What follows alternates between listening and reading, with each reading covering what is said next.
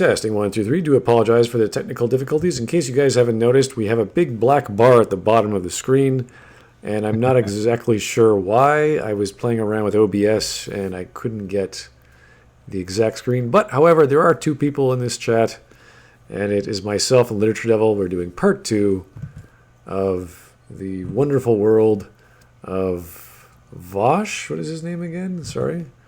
I don't know. I think it's Vosh. Vosh. V-A-U-S-H. Vosh, yes. So we're at 26 minutes and 26 seconds. I think it's a good time to start. And hopefully we can get through another 20 minutes. It's nice, depending on how crazy it gets. So thanks, everyone, for tuning in again. And we're going to get through this, hopefully by the end of the week. Or, the weekend is going to come. We're going to just get as much beer as we get into our bodies. And hopefully our inebriation will cause us to miss some errors. And we'll just nod our heads and say, yes, Vosh is correct. Fine, whatever we... whatever he says. Yeah. It's great. Whatever nonsense. Let's go. Here we go. Sort of like writing an Avatar The Last Airbender fanfic and making your original character. Hey, that's another character who's kind of a Mary Sue, huh? Aang. If you go by the definitions used by these reactionaries, don't get mad at me. The Avatar The Last Airbender is a phenomenal fucking series, and I'll defend any of these characters to the death. Okay, so he's partially a Mary Sue. That could be correct. He does have some rather innate abilities that aren't explained. He... I don't know the character very well, so I can't really comment on that. But I'm quite sure he has to train. But if you think about it, Aang is an Oops, there we go. It was messed up on my ends, but I just fixed it. So he's talking about Aang, right? Right. Yeah. So no, Aang is not a Mary Sue, as far as I know. He starts off in the show with only his airbending powers, and he's pretty good at it because, according to the laws of the show, okay, you are pretty much a prodigy if you were chosen to be the Avatar. But the whole thing starts up because of Aang's monumental failure of character. Not writing-wise, but personal-wise. So it starts off with him being frozen in ice underneath the water. That's because when he was told he was the Avatar, and he didn't want to be the Avatar, there's one of those instances where... responsibility and power was thrust upon someone, and he's a kid. He's like 12 or 13, so this is something that he wants to play. He just wants to play. He just wants to have fun. He's not interested in saving the world. He's interested in what game they're going to play next. So it came to a head when he was separated. He became separated from his friends because he was now doing Avatar studies. He was now doing things that are important and big and all kinds of stuff like that, like a king. And so he couldn't play with his friends anymore. And his friends started treating him different because now he was no longer the friend Aang. He was their friend, the Avatar. And so they had to, they kind of like, I think one of the instances was they were playing a game of team on, required 2 sets of teams. And they couldn't let him in on either team because he's the Avatar. It's kind of like you're playing football with your friends, and all of a sudden, Tom Brady came along and said, like, hey, whose team should I be on? It's like, whoever's team Tom Brady is going to be on, it's going to be obviously unbalanced because he's really, really good in this scenario. But after that, he eventually runs away from his responsibilities, and that's why he starts off the series encased in ice, because he wanted to run away.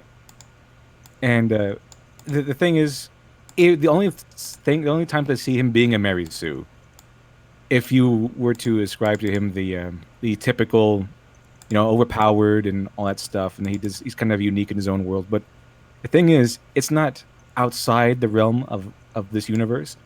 He's not just some anomaly that just happens not to fit in this universe. It's written in. It's part of the narrative. So even according to this guy's own nebulous term of being narratively correct, he is not narratively correct. He is written into this universe. He narratively correct, I assume, because it's so nebulous, means that the narrative just bows to the main character, which would be correct, since my definition is that wherever the character goes, the main character goes, the Mary Sue character goes, that the plot just caters to their needs. The my favorite example being Rey just absorbing Force abilities from Kylo Ren, or just sucking it out of the ether. That doesn't happen with Aang. Yeah, he starts off with airbending skills because he's learned those skills his entire life, and he has the ability to be he is a prodigy because he is the chosen avatar. And then he learns waterbending, he learns earthbending fairly quickly. He can still be outdone by like Katara because she actually puts effort and work into her stuff, while he kind of becomes arrogant and lazy because things just sort of come naturally to him. He starts off naturally good at things, but he doesn't start off great. And so other waterbenders, other earthbenders can outclass him because he doesn't work as hard. It sounds like it sounds like a common argument when they compare Rey to Luke or Anakin. It's like, yeah, they have a certain scale on the Mary Sue scale, but when you actually look at them as they progress, they have a lot of flaws. They have to train. Their power levels are explained. Like there's explanations for us to wrap our brains around. Same with Aang. Aang starts the series frozen ice because of one of his major character flaws. He is a kid who doesn't want this responsibility. So he's like a reluctant hero at the start. Right. Very, very reluctant because he doesn't want to be the hero.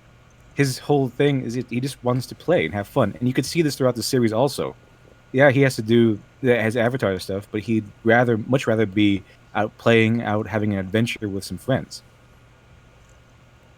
Okay, so that's pretty much, I would say, not a Mary Sue based on his flaws, his reluctance to be the thrust of the story thrown upon him. He doesn't want to do it, and he seems like a kid, like a relatable kid. A relatable kid. Like if you want to go looking for examples of Mary Sues, Avatar: The Last Airbender is not where you go to do that. I was told the next series, the Korra, seems to be like. I watched the first season of Korra, I think. Yeah, she's a Mary Sue. I mean, it's a pretty universal conclusion that she is a Mary Sue, and it's mainly because she starts off as a little kid in the very first episode, and she's already mastered all 4 elements as like a 5-year-old. Oh, really? That's nice to know. I'm saying, okay, where does she go from here? She's already at the end of her character development, because it took Aang the entire series of Avatar, season 1, 2, and 3, to develop all of his powers. Because he went through the same sort of routine as Luke did. You know, he develops his character while learning about the Force, while learning about his powers. Same thing goes for Aang. Korra just starts off with everything. I'm sure she's loved by everyone except for the townspeople, but it's supposed to give you like a sense of the outsider. But she easily makes friends, and her friends instantly fall in love with her. Well, we have to again use his application of what a Mary Sue is. So this is the right way for the character to be. They're so proficient. They're narratively correct. They're narratively correct. But again, we're not sure exactly what that means. It could mean anything. This is why he used it. It can mean anything. You can't challenge him on it because it's so nebulous, and that's it's a common technique. We could actually reference TV tropes, various subcategories of the flavors of Mary Sue. Would Aang even fit into one of those subcategories even partially, like the reluctant Mary Sue, the God Mary Sue? Like which one would you? When there's God Sue, like the God Sue would probably be like the archetypical Mary Sue. Like she's good at everything, best at everything. Everyone loves her. That's the God Sue. Basically, Mary Sue cranked up to 11. This God Sue is the Mary Sue of Mary Sues. Okay, but we don't see that with Aang. Oh no, he's not any flavor of Mary Sue. Okay, all right. Just to make clear, because when we talk about these things, it is a nebulous term, but we can, as soon as we point to an explanation for why they are the way they are, why they're human in some relatable way, it's like, okay, we get this. We know why he is doing what he's doing. With Rey, he messes up. Aang, there's a lot of things that happen to Aang. He messes up. He makes many horrible mistakes. He goes through a lot of things, a lot of character development. There is no instance where you even have a hint that he's a Mary Sue. Okay, I think we could put that to rest. But let's see what he has to say about Aang, because he obviously knows the topic. So let's see what he has to say. Obviously. Oh yeah, he's very well versed. Incredibly proficient, wise, emotionally mature character. Aang is an emotionally mature He's an character. emotionally mature character. Okay, this guy didn't see the series. This guy didn't watch the series. How And if he old is did, Aang? How old is Aang, by the way? he's 12. I think he's 12. He's around not even 12 or hit 13. puberty yet, and he's emotionally mature. Really, that's amazing. He's around the proper age for a shonen protagonist. Yes, I agree. Yeah, that would be correct. He is not emotionally mature. What series did you watch? The very first episode. He just wants to play and have fun. He didn't want to. He didn't start off with the breaking out of the ice and saying, "Okay, I'm the Avatar. I have a job to do." He broke out of the ice and wanted to play games. And the only reason why he started off on his Avatar journey because he kind of had to. The Fire Nation attacked again, and he was kind of forced into his journey. But he tries to step away from that journey almost every chance he gets. It's just he's kind of destined to do it. Is why he kind of forces himself to. And again, I'm just an outsider. I don't know the story, but I have seen clips, and there's a lot of scenes of him being kind of comical and goofing around and playing pranks. That's So, him. That's Aang the character. He's Yeah. a kid. He's That's a kid. that's not even close to being emotionally mature. So The only time he's really emotionally mature is during later on in the series when he's been through some stuff, and maybe once he goes in the Avatar state, but he's not really a person at that point. He's just like a machine of destruction. it sounds like he's actually have a some of an arc of a character arc where he goes on a journey. He learns about himself. He sort of matures as he goes. It's What is that called again? I know it's something. It's Yeah. very famous, isn't it? not sure about that, but It's something Ray didn't have. I know that much. yeah. Very good question. Yeah, not sure. Who is unbelievably proficient, not just for being an avatar, but in terms of conflict resolution and dealing with the training that he received from monks. If I guarantee you, please God, please God, yes, Aang does literally run away from his problems. So did Rey, and people call her a Mary Sue. Please, everyone, please. Oops. Okay, Ray ran away from her problems. I'm pretty sure we meet Ray, and she just wants to stay where she is. How is staying where she is running away? She didn't have problems. The only problem she had was, I want to wait for my parents to get back. She wasn't being pressed into anything like Aang was. She was just, okay, I've been abandoned on this planet. I want to wait until my parents get back. If she were running away from her problems at that point, she would be running away from her parents. But she wasn't. She was just staying in one place. Yeah, she is actively seeking out the dream or whatever the calling of a lightsaber. She talks to Maz. Maz is like, they're not coming back, and she's like, oh yeah, I guess you're right, and she just keeps going on. So it's they're just like she just does things in the plot, and she gets caught up in stuff, and she just escapes from stuff, and then she finds her friends again. It's like, what are you doing? There's never one point in the movie, in the first movie, or the second movie, where she runs away from her problems. She either goes and gets help or something, goes off to do something, to help her do whatever, and then she just plunges herself right into the conflict. There's no running away from her problems in either movie. And Aang is not emotionally mature. What media was this guy watching? Because this is not describing the media he's describing at all. We need actual references. When he says these things, we're like, okay, maybe there's a scene in the movie where he's like, yeah, I'm just going to stay on Jakku, or Aang is actually being mature.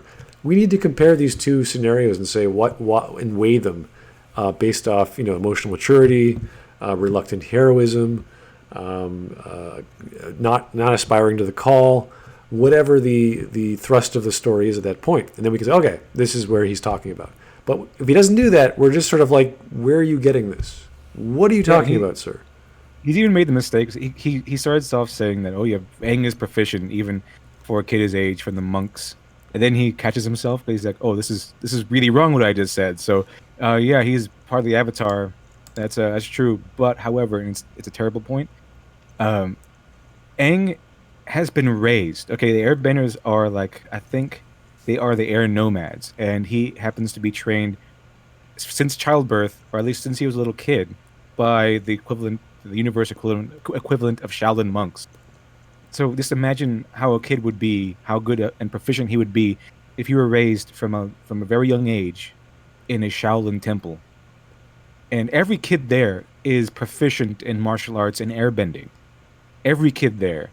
It's just that Aang was a little bit better because he also happened to be the Avatar, and you get prodigy allowances. You put in video game terms, you get extra skill points to start off with if you're the Avatar.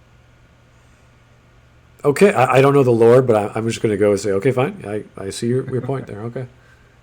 Let's keep going. Please, close your eyes. Close them. Put your hands on your head. Close them and think. Imagine right now, just right now, Avatar: The Last Airbender is made. Okay? It wasn't made back in early 2000s.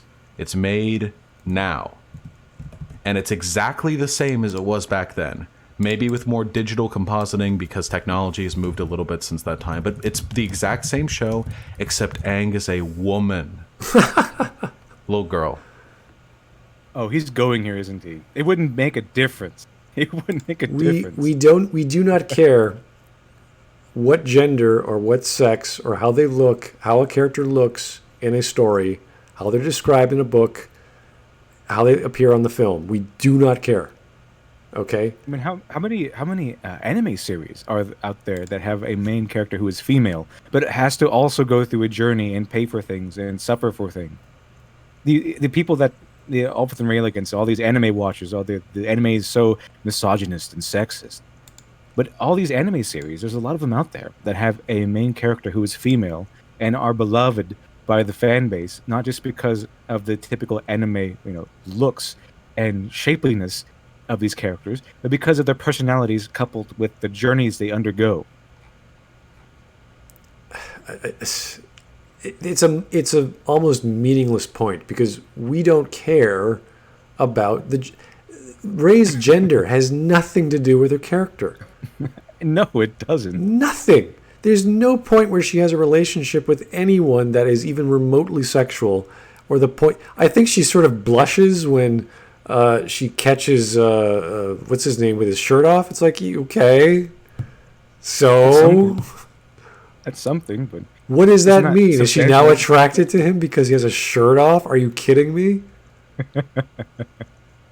I can't wait till I get to the part where I say, here's some examples of Mary Sues who aren't women. Is he just like, is that to shatter his mind? Or something? No, that's one of the best parts of this entire thing. He's just completely, I don't know, he has these glasses on. He just, or maybe his ear mufflers on. He can't hear, he can't see. It just glazes right over him. It's amazing. It's coming up. Don't worry. Oh, you got some very nice super chats. Andrew Clark. LOK is not a great series, but Korra is not a Mary Sue. Starts out with the basic understanding of 3 elements. It takes 10 years to master them. Part 2, even after that, she can't do any airbending. She does overly rely on Avatar status. This is shown to be a character flaw. Well, I've never seen Legend of Korra, but I have heard that she is a Mary Sue. And I did see one series. I did see one season, and to me, that seemed like she was heading down the Mary Sue yellow brick road. But I know there were more seasons, so if she gets better, she gets better. Yes, and same thing happened to Wesley Crusher. I mean, Wesley Crusher is a Mary Sue, but he gets better once you don't see him as much. I'm assuming this is unrelated to if there's any comics or the actual live action adaptation, which I heard was not very good. So. Live action adaptation was so legend. It was like the Last Jedi of its era. Really? It was wow. So legendarily bad that they had a sequel lined up, and they had actors to play the most famous characters of the second season of the Avatar, and this canceled it. It's like, why bother having a sequel to this movie? Good to know. Okay, so again, I'm alien to this, but just listening to other people who know the topic, and again, I'm sure the gentleman knows the topic. He just wasn't well versed enough to reference it, because all he has to do is say episode 3. This moment here. It's like, okay, great, dude. We'll go to episode 3. We'll check it out. See what you have to say. Yeah, he should probably have watched my video before the stream. I think that would have helped. That way he can know what I reference, and then he could have he could brush up on the things I reference and then counter what I say. But it seems like I'm pretty sure he just started this video without watching it. Started the stream without watching my video, and now has to recall, the last time he watched these series, because this isn't true. Like, nothing he said so far has been correct. Jeez. Okay. Well, again, I'd love to get him on the stream. Maybe not this episode, but just talk to him. Like, where'd you get this opinion? Because I know nothing. He could be right. I have no clue. But we don't reference anything. I can't believe a word he's saying. So, Evidence is indeed the name of the game, Neil. Thank you very much for stating that. That's all we need, and we can all make our own opinions from there. Okay, here we go. These reactionaries would lose their fucking minds. No. We're pretty chill, buddy. We are very chill. We don't give a crap what's between your legs. We really don't. They're all fictional characters. They're not real. We get it. We get it. Step one, assume that the person you're commentating on is a racist or a sexist or something. That's step one of these people. Yeah, I don't understand this mentality. It's like, all I care about is where your opinion is coming from. Give me your evidence. Give me your logic. Give me your reasoning. That's it. Call us all the names you want. We do not care, sir. If he does not react to the fact that I bring up Anakin and Wesley Crusher as Mary Sue's, it's gonna be really embarrassing. It is embarrassing, believe me. Believe me. I just sat there for 10 minutes going, "What is this guy talking about?" Look at the screen. It would be really embarrassing for him. He pauses this. Yeah, it's bad. He's so pompous and arrogant right here. It's like, oh man, they would never say this about a female character. I mean, they'll never say this about a male character. I wish Rey, we understood her backstory. I wish we understood where her powers come from. I wish she had a relevant thing to happen to her or do in the story. I wish. And I've said many times, I've made 3 streams on this on my own personal channel, that the only thing, I mean, this smallest change to fix a lot of problems with Rey is to make her like an abandoned Jedi Padawan. That way we understand that she's been trained, she knows the Force, she's probably, I mean, you can explain a lot of skills right off the bat. She can beat up a person twice her size with a stick. And yeah, that would make sense because she's been trained by some Jedi at one point. It explains so much. There are so many things we could just little, like, I remember the edits that other people were making for The Last Jedi. All it would take is just a little change of dialogue. Just not even showing, just telling us, yeah, her parents were Jedi. Done. Who, where, when? Who cares? Just enough. Just go, okay, fine. We get it. It's genetic. Fine. Explore that in another movie. You can do that. But give us something. Nothing. Kill Snoke while you're at it. Well, yeah, sure, okay. Mr. Mystery Box here. Mr. Mystery Box, J.J. Abrams. I don't know if you saw the news today, but J.J. Abrams mentioned from the D23 or D24, whatever it was, the Disney big party, that the events of The Last Jedi had almost no impact on his writing of Episode 9. I was like, are you serious? Nothing? Well, how is this a trilogy? How is that even conceivable to be a continuous storyline? And these are just like 3 different episodes with the same people in it. It's not really a trilogy. It's like this happens, and then some stuff happens in between, and then another thing happens, and then someone might die. We don't care. And then, I guess I can't write about him anymore. Oh, yes, you can, because I can bring characters back from the dead, because why not? Because I can. Because the Force, right? The Force can do anything. If people came back from the dead in Star Wars, like you killed them, they came physically back from the dead. I want them to return from the dead, like people return from the dead in The Boys. They come back from the dead, but with only like 3% of their brain capacity. They're zombies, but not really. It's like, oh, what? Yeah. What is what? How? Why? No, just give the Star Wars franchise to Garth Ennis. I'll be really happy. Then you'd see some serious Luke Skywalker. That'd be so awesome. He would be like, whatever Rian Johnson did is like nothing compared. Garth Ennis would probably destroy the Jedi Order too, just like them, but he would emphasize the soldiers and the war aspect of Star Wars. And you would see Luke just strangling people for 10 minutes straight. You're like, what the hell is going on? And it would be played for comedy too. If anyone doesn't know who Garth Ennis is, he's the guy who wrote The Preacher. Preacher, The Boys. He did a very fantastic run on The Punisher and The Punisher Max. He is brutal. He just takes something he hates and just bashes it over the club for like 10 episodes of his comic. He doesn't care. He just goes hardcore. He's fantastic. Yeah, he's like Frank Miller. If Frank Miller was like, you know what, fuck it, just do it, just go. Frank Miller without restraint. Yeah, and he's awesome. He's really good. Preacher is a really great comic. Everyone should read Preacher. They would lose their fucking minds. They would get so fucking mad. Oh yeah, furious. We're just, yeah. It's a really good thing I decided not to take a drink every time I'm straw man. So. Yeah, I'm already beard and wine myself up tonight, so I'm pretty loose, but still pretty cognizant, still pretty rational. So yeah, I'm not going to get angry. I can tell you right now. I just don't really have it in me. I'm just having a great time. Yeah, no, this is great. Yeah, this is fun. Would get so fucking mad. So Korra and Aang, what? Korra and Aang are not the same character, not even close.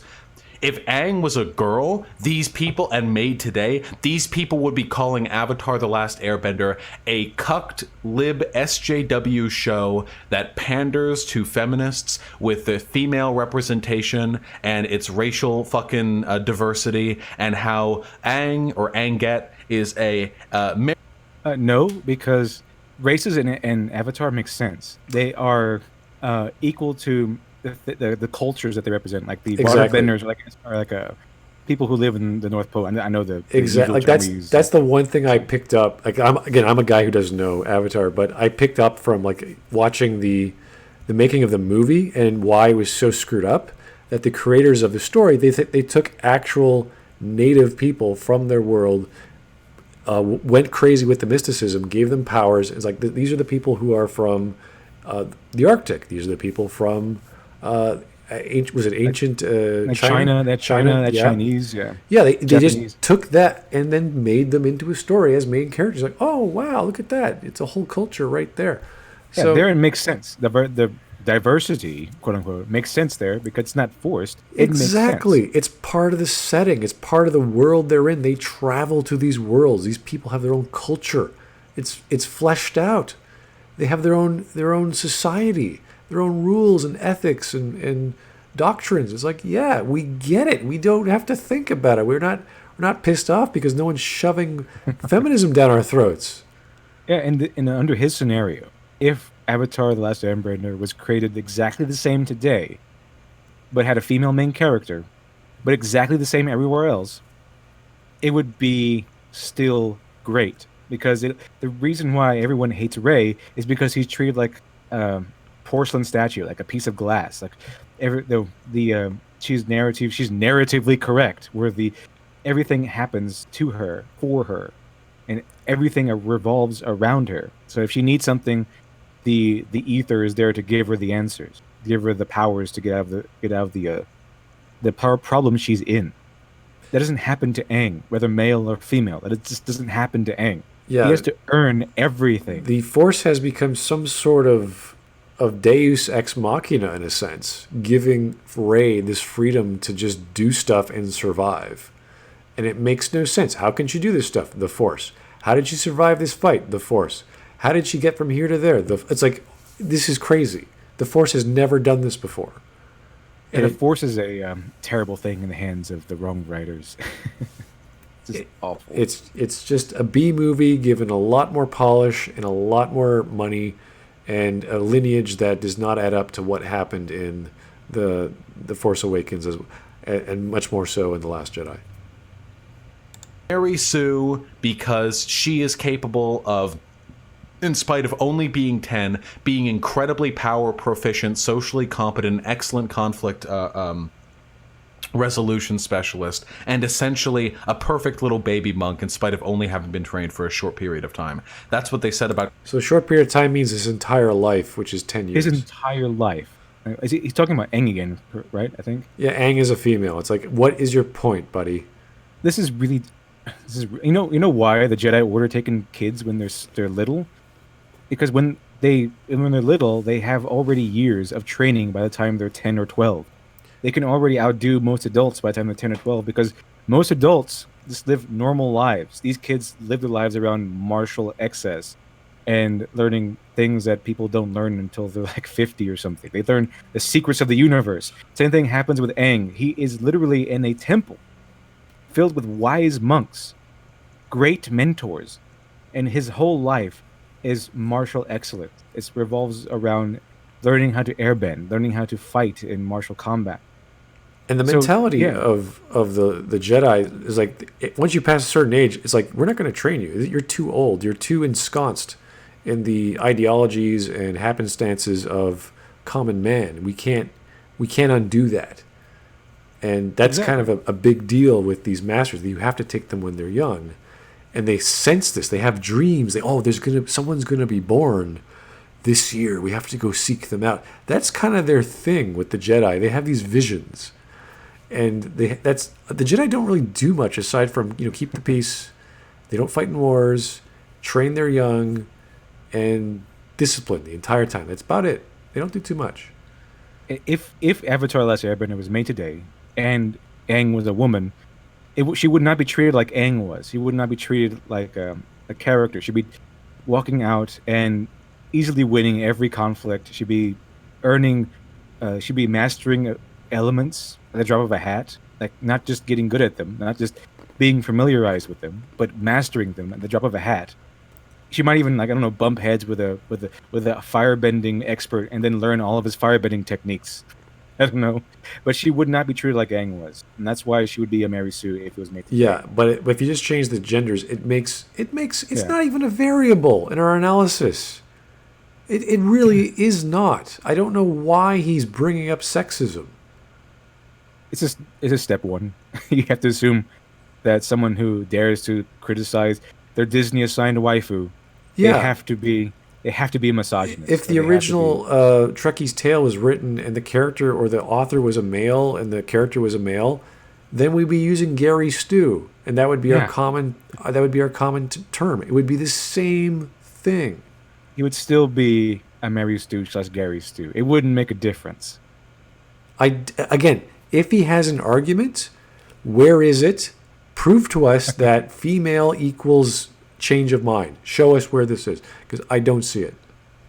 Yeah, I pointed out in my video where I say one woman is a Mary Sue, while a male under the same conditions is not. Exactly. Point that out to me. That's all we need, and then we can argue that point. Because right now, all he's making is an assertion, which is completely vapid. Right now, he's just strawmanning me. That's about it. He has nothing to back this up. He's speaking in general and then placing him in that generality.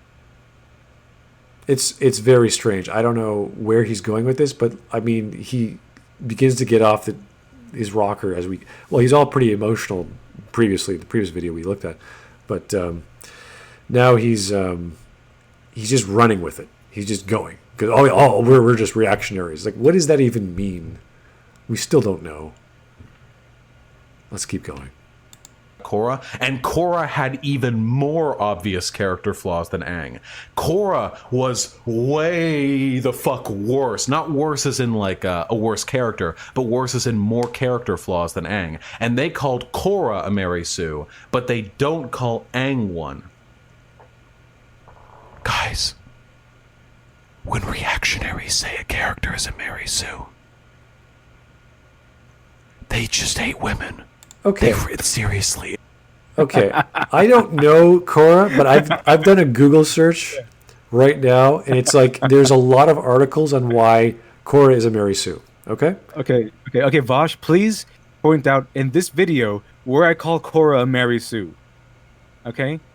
Point out to anything I have ever produced from Twitter to YouTube where I ever call Korra a Mary Sue. She might be Mary Sue-ish to me as far as I've seen. I never called her a Mary Sue outright, not really, not like definitively, because I haven't seen the series. I have to see it first so I can know whether or not she's a Mary Sue. She has the hints of it to me, but I wouldn't definitively call her one. So where in this video that you are critiquing of mine do I call Korra a Mary Sue? Because if I don't, then this whole thing is pointless, and you're just strawmanning me. So, probably I'm sure he's going to bring up an example pretty soon, right? He's going to point out something fairly soon. Is that what's going to be happening? Yeah, I'm getting the idea that a reactionary to him is just some guy on Twitter mouthing off, and not knowing the subject material. And it's like, oh, there's all these guys who are bad, and they don't like women, and they're saying it's like, okay, yeah, maybe. I mean, come on, argue against me, okay? Argue against me. Yeah. You're dragging in my video, okay? You're sending people to my video to downvote me. Argue against me at the very least, okay? You could at least do that much. It's not hard. You pay attention, buddy. It's all you do. You just listen, watch, and then you react. It's simple. It's women. Just look at the fucking patterns. What patterns? Please tell us what patterns. What women. patterns? Are the Joe stars Mary Sue's? In the context of their stories, not really. Why are they asking this guy what a character is a Mary Sue or not? Because as far as I've seen, his knowledge on comics is substantial, but his knowledge on what characterization is, what Mary Sue's are, what character arcs are, is downright borderline remedial. I wouldn't go to this guy for literary context or critique Well, in any venue. now he's talking about, I believe it's JoJo's Bizarre Adventure, and I've never seen that either. Unfortunately, I'm not an anime guy really either, so I've never seen JoJo. yeah, it's pretty. I mean, we're talking about guys who have supernatural powers throughout a universe that have their own rule set and their own special abilities. It's basically an anime character that you see, but it's over the top with 80s sort of stylized. 80s. You say 80s anime, huh? Well, that sounds good to me. it is cool because it's such a referential meta narrative that it's kind of a phenomenon. And anyone I've never even watched JoJo, but I know all these references just because it's been pervasive throughout all of anime and manga. It's that encompassing. But I'm just recently getting into like expanding my horizons in anime and manga just recently, so I'm still a novice in that section. yeah, it's animes and manga is just gigantic. You spend your entire life researching it, and you'll never express the full breadth of. We're talking about an entire medium or two entire mediums that play off each other and have industries based off each other. So JoJo just happens to be one of the longer running ones. I heard it's been around forever. Yeah, and it makes its own memes. It's a phenomenon in the anime world. So someone asking this dude whether JoJo's are a bunch of Mary Sue's is like, you really have to know what you're talking. Which season of JoJo? Because every season is different. They have different characters. They reinvent themselves every time. So it's really hard to say. So unless you're very specific, he should say, well, what season, sir? What character specifically? And if he doesn't do that, he's full of shit. Yeah, I mean, I am a fan of 80s anime. I think I like Golgo 13, like wow. Initial D, Oh, Yu Yu yeah. Hakusho. Yeah, those are classic. All excellent. Those are excellent. There's a lot of great old anime, even from late 70s, that the Western world only got in Blockbuster videos or mom and pop shop videos in the 80s. I remember renting a whole bunch of random ones when I was a kid. So Lensman was a big one for me. Ghost in the Shell. Ghost in the Shell too, yeah. Ghost in the Shell is one of my top favorites. Akira, of course. Howl's Moving Castle in the 90s.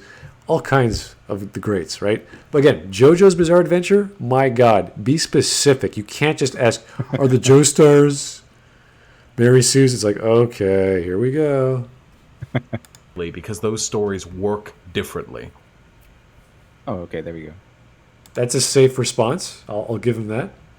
Yeah, so I mean, I guess he's Guys. a little bit competent. Yes, yes, exactly. He's not complete. Like this is like a step up from Lava-chan, but just turned up to like 8. You're like, dude, slow down. Oh yeah, this guy is a step up from Lava-chan in like I think every respect. Still not great, but good or even okay. But still, I mean, Lava-chan set the bar pretty low. Well, no, Lava-chan's editing skills are already at 10, so we can't say. Yeah, except for the editing skills. Yeah, of no, course. He it's- has god level editing. Yeah, skills. no, we can't compare that. So obviously he fails at that. So. Seriously, it's a woman thing. Okay, yeah, I hate women. You got me. I just date them like crazy. I love them to death. You know. This is coming from the man who can't stop criticizing characters for being white. Okay, so don't don't throw read- your bigotry at me, sir. I read so much manga that has to revolve around women. I mean, I'm like, okay, I guess I might hate women. I don't. Maybe it's subconscious. I have no idea. All right? Let's all be woke as shit here, okay? What does that even mean? Has anyone ever defined what that means? To be woke. I don't know specifically, but woke is usually used by people of reason and sanity to describe works that are just mired and smeared with social justice and political correctness tripe. That is ridiculous. Why would I want to be politically correct when I say something? You have to be politically correct and narratively correct. Oh, God, no. Basically, woke is cancel white. Okay, woke is having a movie stop in the middle of everything so they can make a political example or soliloquy about capitalism, the evils of capitalism, the evil tyranny of the patriarchy, or something like that. That's wokeness. If it wasn't for capitalism, we would not have manga and anime. Okay. You know, the greatest trick that capitalism has ever played on communism is to trick communists into think communism works. Because look at all the fat pockets of capitalists selling all these Che Guevara shirts and communist manifestos to these silly communists, and the communists are saying, "Oh yeah, communism works. We're totally communists." And the capitalists saying, "Yep, yeah, sure. I'm just going to go off my third yacht vacation." Yeah, I'm wondering whether he could afford or even find that microphone and stand in a communist world, or his chair, or his desk, or his computer, or not when the world where there's a lack of competition. No, I don't think so, sir. We're going off topic, but every time we hear these wokeness, I'm like, what are you talking about? Mary Sue is when a character is a woman or a person of color, and they're too. That's where that came from. And you know how many comments I've gotten that have those exact words in that exact order come to me on Twitter and on that video. Mary Sue is just a woman or a person of color. You know, I don't even apply that to, like, say, manga or anime. I don't even think of manga and anime characters as this or that. You know, this Japanese character or this Asian character or this black character. It doesn't even register. No, it doesn't. It's just, okay, well, here's the character. It's like, you know, how the Simpsons are a bunch of yellow guys with four fingers. It's like, it's its own thing. And they characterize... If I don't like the Simpsons, what am I against the yellow people with four fingers? Yeah, I know. It's like they depict Indian people specifically, but you don't see them as Indians. It's the Simpsons rendition of making a joke because it's a comedy show. And you sort of get that, whereas anime is not about, oh, this is a white Japanese man. Even though the show is essentially a Japanese culture, because obviously a Japanese writer and drawer are doing them, you don't see them as that. It's obvious.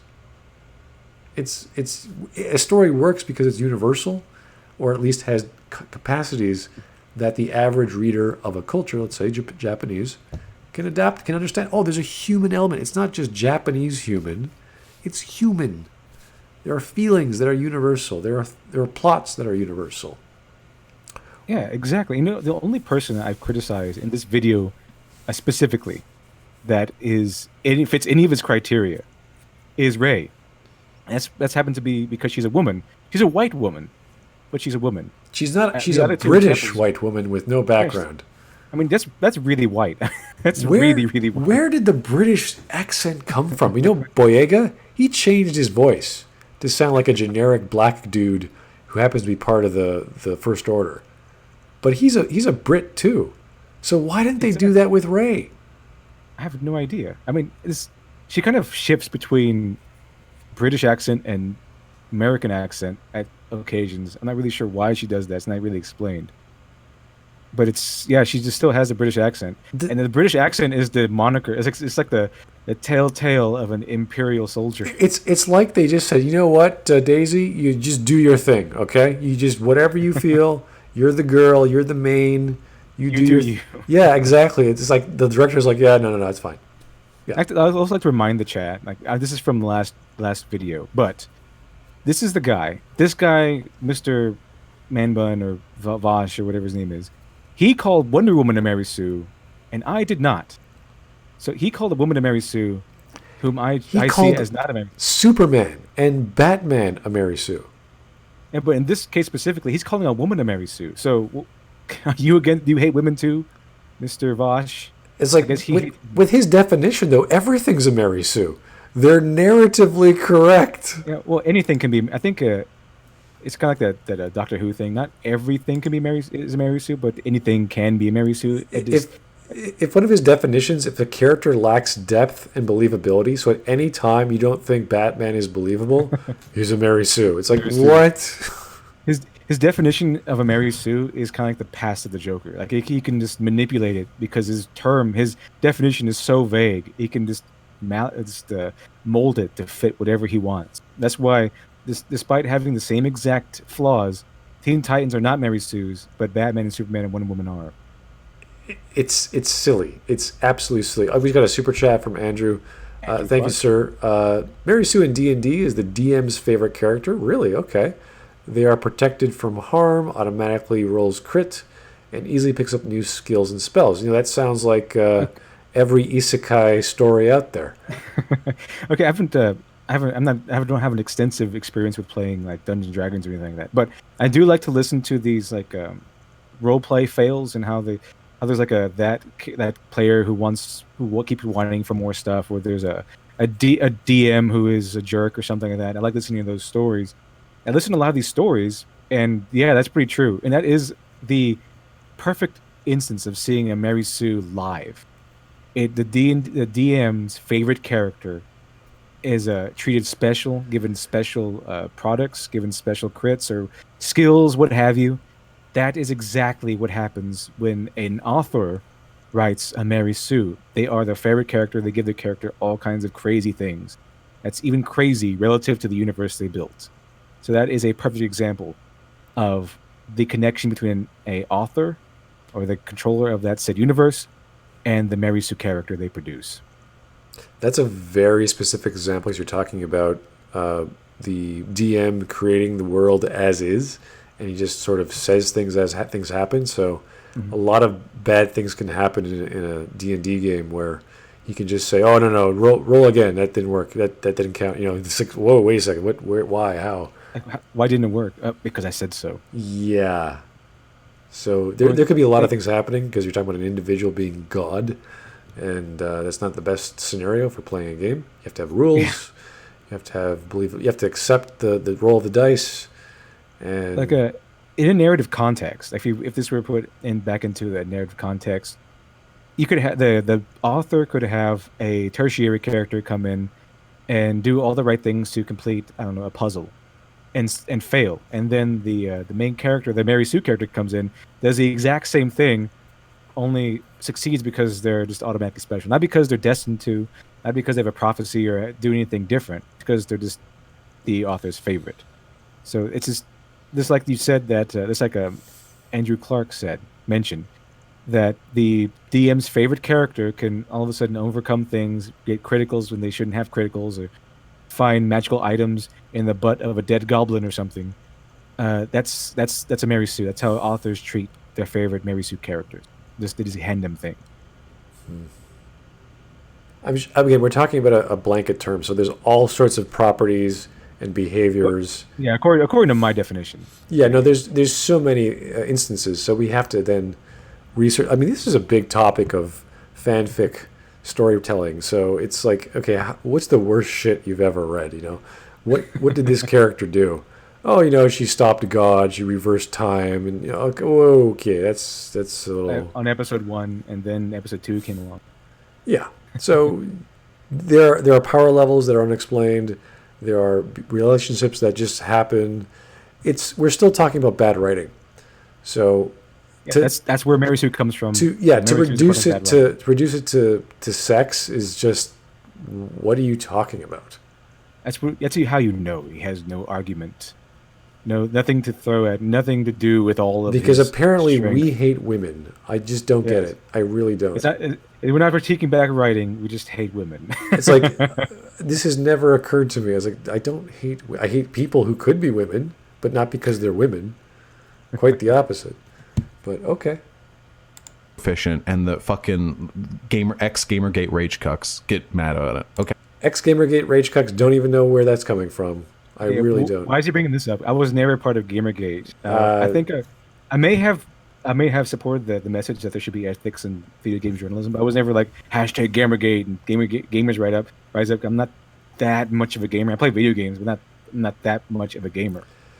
So it's like that was a long time ago. We don't. Yeah, it was a long time ago. We it's don't. dead. Gamergate is dead.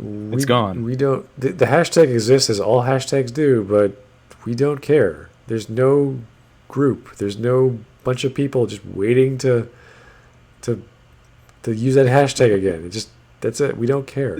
It's not here anymore. Like if he had said Comicsgate, that would have been far more accurate, because I do support Comicsgate a lot because of its despite its recent mishaps. I do support it because it is a movement for strength of independent creation, independent authors. So that's fantastic. Yeah, we're probably going to get something very similar in the amateur game dev world as a result of Steam and people having to challenge Steam and all the hatred towards Epic and etc. We're probably going to get something like that.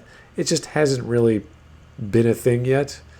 And I think Gamergate and Zoquin sort of poisoned that, because Zoquin was sort of making the rounds on game jams and independent game studio where you spend like a day or two and you make an indie game, and it's all one big competition.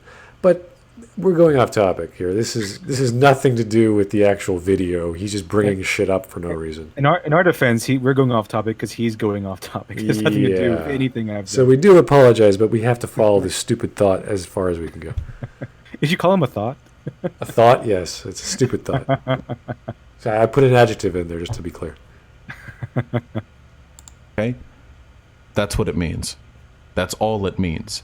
Because if they started applying the same standards for being a Mary Sue... Oh my God, he did apply the same... He has a whole list. He defined his terms. He gave It's going to be really embarrassing for him. LiteratureDevil gave a generic list that people think Mary Sue is, and then he gives his own definition. And that's what he argues. He thought that list was my definition right off the bat. He's like, oh no, this is not a Mary Sue. He went off a tangent. Even though I says, okay, typically, this is what people think of a Mary Sue. Is there blah, blah, blah, blah, blah, blah. And he's like, no, this is not it. The actual term is they're narratively correct. Oh, thanks, Einstein. Thank you for defining Mary Sue in the most nebulous, vague term possible.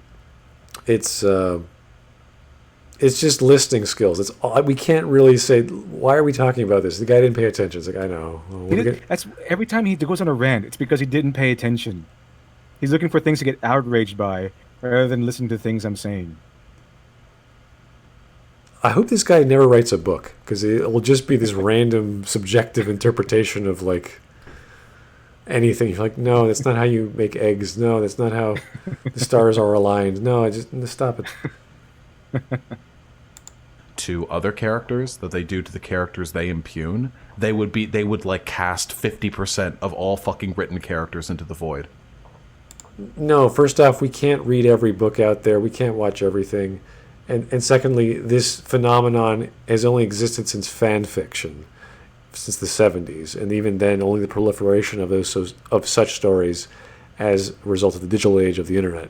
So we don't read fan fiction like crazy, if at all. Yeah. And when we see The Last Jedi, we go, oh, this is fan fiction. Here's a guy. Yeah, it is. Here's a guy who was given authority to take a franchise with no editors to argue with him, and they just let him do it. That's it. That's what happened. We don't know why. We don't know how. How did Rian Johnson get so lucky? I think he had the same... We just think. We're not sure. We think he might have the same political ideology as all the other people, and they all sort of nod their heads. They think women are good. We like women. Women are strong. Yeah, we're going to do that. And then your category is good, their category is bad. Yeah. That's it. That's okay. We could be wrong. We're speculating. I admit this is a total guess. But when you start seeing pictures of women saying the Force is female, and they just love Daisy Ridley, and they just love all these female characters, you're like, okay, what's going on here? Why is this happening? How did this start? And it's not that we hate the character Rey because she's female. We hate the character because she's not much of a character. Yeah, I have no idea. I know nothing about that character other than she sometimes has a British accent. We can't identify with her. We can't wrap our heads around how she came about. She's a hollow husk of a character that is given things. Here's a great quote by super chat by Wide and Nerdy. Great name there. It's not that we hate women. It's writers aren't allowed to give female heroes flaws or they don't want to. It's true. It's positive discrimination, not negative. I think I even say that in this video. I think I mentioned that or allude to that. The problem is that in modern year, you're not allowed to give women substantial flaws. Usually, the how things go in modern shows and everything is that if two men are in the room, they can be really smart, they can be the smartest and the best in their field. The moment a woman enters the room, she all of a sudden becomes the smartest, most capable person in the room, and that only changes if a second woman enters the room, and after that they kind of have to split up all the awesome skills. Like, so you can have, if one woman enters the room full of marine biologists, she is the top marine biologist in that room, no matter what the criteria and credentials of the other men are. But if a second marine biologist woman walks into the room, suddenly she is just as good as the other woman, but her expertise might be different. And God forbid these two women have an argument and they fight over a man. Like, God forbid that happens, because they might that would never happen. imagine they might be attracted. It was like, oh my God, this is horrible. The Bechdel test was over with. The Bechdel test. Yeah, the Bechdel test. That would never happen in the modern era writing, because these women will never fight against each other. They're enemies. They're always men. They're like in a war together against men, and they will always emotionally validate one another. They'll always help each other out, and we don't need no man sort of attitude. That's the modern era writing of women, and that's why they're usually pretty poor as far as characters go. It's silly. It's just guys, write your characters well. If you want to make them a woman, give a good reason. Give a good reason why they're male or female. You don't have to, but it would help if you want them to be part of their character. Like, they want to have kids, they want to have a relationship, etc. The things that make women women. It's that simple, okay? That's it.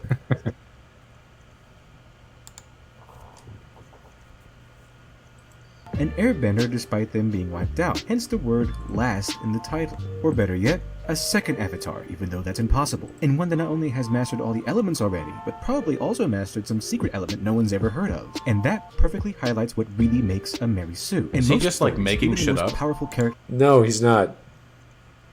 He's actually talking about the lore of The Last Airbender and why it works the way it does.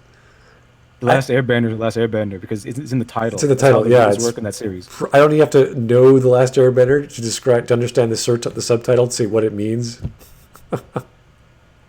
What is wrong with this guy? I think the avatar also is it's the personification of the earth. It's you are the earth. You are the power of the earth. So there being a second avatar wouldn't make sense as far as the first series goes. He just missed that, and he just says, "What is he talking about?" Okay, fine. You don't understand basic sentence structure. Maybe because he sped up your video, he lost it. I don't know. Have to bend to the laws of their universe. Lord Voldemort, for example, may have been the Dark Lord, but he still had to follow the rules of magic and pay the price every time. What the fuck is he talking about? Darth Vader, the most lore. Yeah, why don't you listen and then you'll know? I just started this sentence and you go, what is he talking about? Like, why don't you listen instead of talking over it, and then you'll know, because I didn't start the sentence with what you can't know what I'm saying with one word in the sentence before you talk over it. I mean, it's hard that he sped up the video and now you're technically talking faster and he can't follow along, but that's his fault. I think he paused it for so long, and then he went on this rage about how much people hate, not even me, but how much people he's lumped me in with hate women, apparently. He went on this long tirade, another long, meaningless tirade, and then he jumped back into it. Now he has no idea where he left off.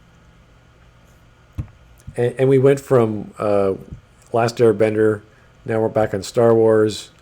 We went through Harry Potter. Basic lore. It's like, hey, you know what? In order to make these characters believable, they got to be consistent. They have rules. They can't break these rules, or else people are going to go, wait, I thought that's not possible. How is this possible?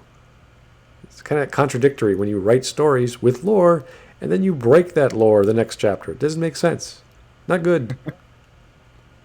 Powerful Force user in the galaxy far, far away was still prevented from raising the dead because he remained bound to his own limitations in the Force. What the fuck is he talking about? Oh my God! Again, the story of, as we learned from the prequels, of Darth Vader was that he wanted to save his dying wife, and he tried so hard and he failed because he wasn't, despite being the strongest Jedi in the world, the Force didn't have that capability, or he never learned that capability.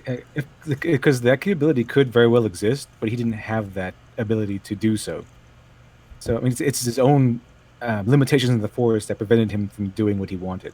Yes, we have a supernatural ability or some technology or whatever in the lore that has limitations, and that's that. And then that's how the story goes. It's like, imagine a character is static and that's it. It's like, this is how nuclear power works. It doesn't summon bunnies and fairies.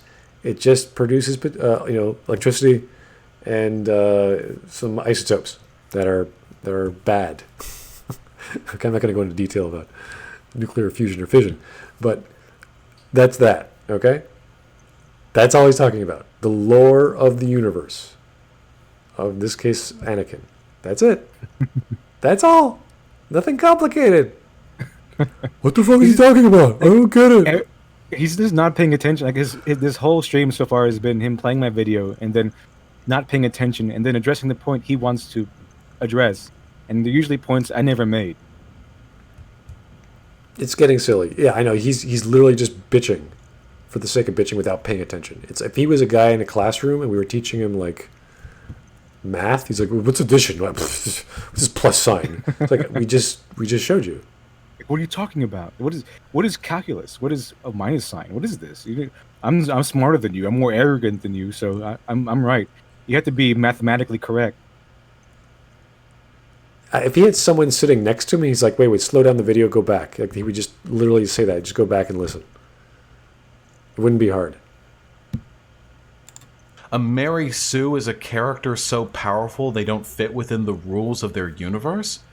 So if you have a yes, they don't fit in the rules of their own universe. That is the secondary criteria of a Mary Sue. So if you move a character into a universe that you created, okay. For example, let's just take Star Wars. Okay, this is where Rey breaks things in Star Wars. Darth Vader had to train, he had to do all sorts of things to get to where he is in the Force. Never was it stated that you can just download skills from another Jedi by bumping heads with them. Okay, that doesn't make sense in their own universe. It's when a character develops skills that have never been mentioned before because of them being so special, and wouldn't make any sense according to the rules that have already been established. And there was no wiggle room there. Yeah, there's two elements to that. The first element is that the character is overpowered, and the second element is that their power level, whatever that power level is unexplained.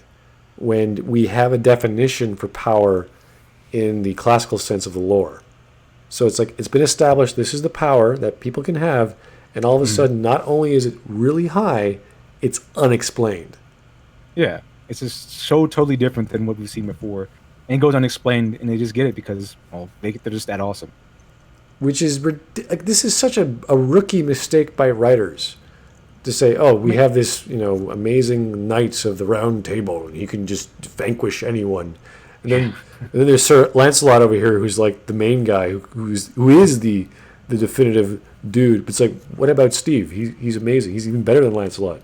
It's like, we don't care about him. He's just I mean, has this guy never heard of that criteria? I mean, that's not. I didn't actually make that up. I've seen that all around the internet. That this is one of the criteria. Mary Sue is that a character is a Mary Sue is a character that kind of doesn't really fit in their own universe because they're so special and unique, and the author loves them so much. This is why I'm bringing up these characters, because people might say these characters are Mary Sue's. They might say they're breaking the system, but they actually have counterbalances there. And it makes sense in their wasn't he just ranting about Batman and Superman being overpowered and we don't know how? It's like, well, yes, he was. He was ranting about that. Like they don't make. According to him, Superman and Batman are too perfect for their own universe. So he doesn't. He was arguing this argument there, but all of a sudden it's wrong here. Okay, I mean he's sort of contradicting himself to a point, a small point, but it's still like, dude, are you like paying attention?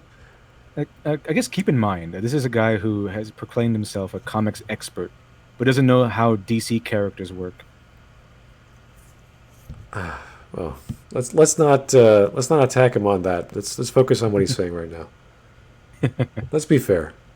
He's given like 18 different definitions. None of them are consistent, and a few of them are mutually exclusive. Why aren't they consistent? How are your definitions inconsistent? I haven't even given 18 definitions. I haven't even gotten to my definition of a Mary Sue yet. I don't believe. I don't think I have. There are more. Just so you guys know, there are more than 18 definitions of Mary Sue. So yeah, there are a lot of them. If they are inconsistent, that means one of them contradicts the other, or one of them does not reflect what a Mary Sue is in some capacity. And we need examples of that. So if he does not have an example, there's no ability for it to even be inconsistent. So you would have to first make your definition, then show an example, and then we'd look back at the definition and go, oh, okay, yeah, this doesn't match up, buddy. But he hasn't done that. I don't even think you've gotten that far in the video yet to even start the example. I don't think I've even given my solid definition of Mary Sue. That's true. Yet in this video. So it's just like, dude, are you like listening to anything? 18. I haven't even given one yet. Okay, let's keep going. This is words out. Vader was the most powerful Force user, but because he couldn't raise people from the dead, he wasn't a Mary Sue. Even Superman, one of, if not the most powerful superhero in existence. Yeah, because if he were able to do all the things he wanted to do, he wouldn't have fallen to the dark side. That was his tragic flaw. The tragic flaw was he wasn't able to succeed where he wanted to succeed, and so he fell to the dark side because of his ambition, his wants and needs, and quite frankly, his hubris. And then he fell and became Darth Vader. And he was easily manipulated, and he just listened to whatever Palpatine wanted, etc., etc. It's like, yeah, okay, we get it. It's like, it's pretty obvious. It's so obvious. It's like, what didn't you see in the movie, dude? Yeah, I'm saying Darth Vader fits in his own universe. He fits within the Star Wars universe, and he fits fairly comfortably. He doesn't break anything. They literally invent midi-chlorians to show that he is a being created literally by the Force itself, the Immaculate Conception, and he's still not strong enough. He's still not godly enough. He's still not that powerful enough. Rey would be able to do it, no problem. He's basically Jesus, the Force Jesus, and he can't do it. He still needed training. He still needed his background explained and his powers explained. He's literally Jesus, and he needed all the things Rey doesn't seem to need. Yeah, I just got a super chat. This guy is using I don't know what kettle logic is, Andrew. I don't think he's moving goalposts. I don't even think he has goalposts to move.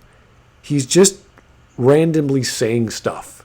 He's just saying, okay, this is wrong because of these reasons, and that's regardless as to whether he actually argued my point a few minutes ago. So he could be arguing a point I'm making earlier on in this discussion, and then when I bring up that same exact point later on, suddenly it's wrong then. He's just hoping you forget about the points he was making a while ago.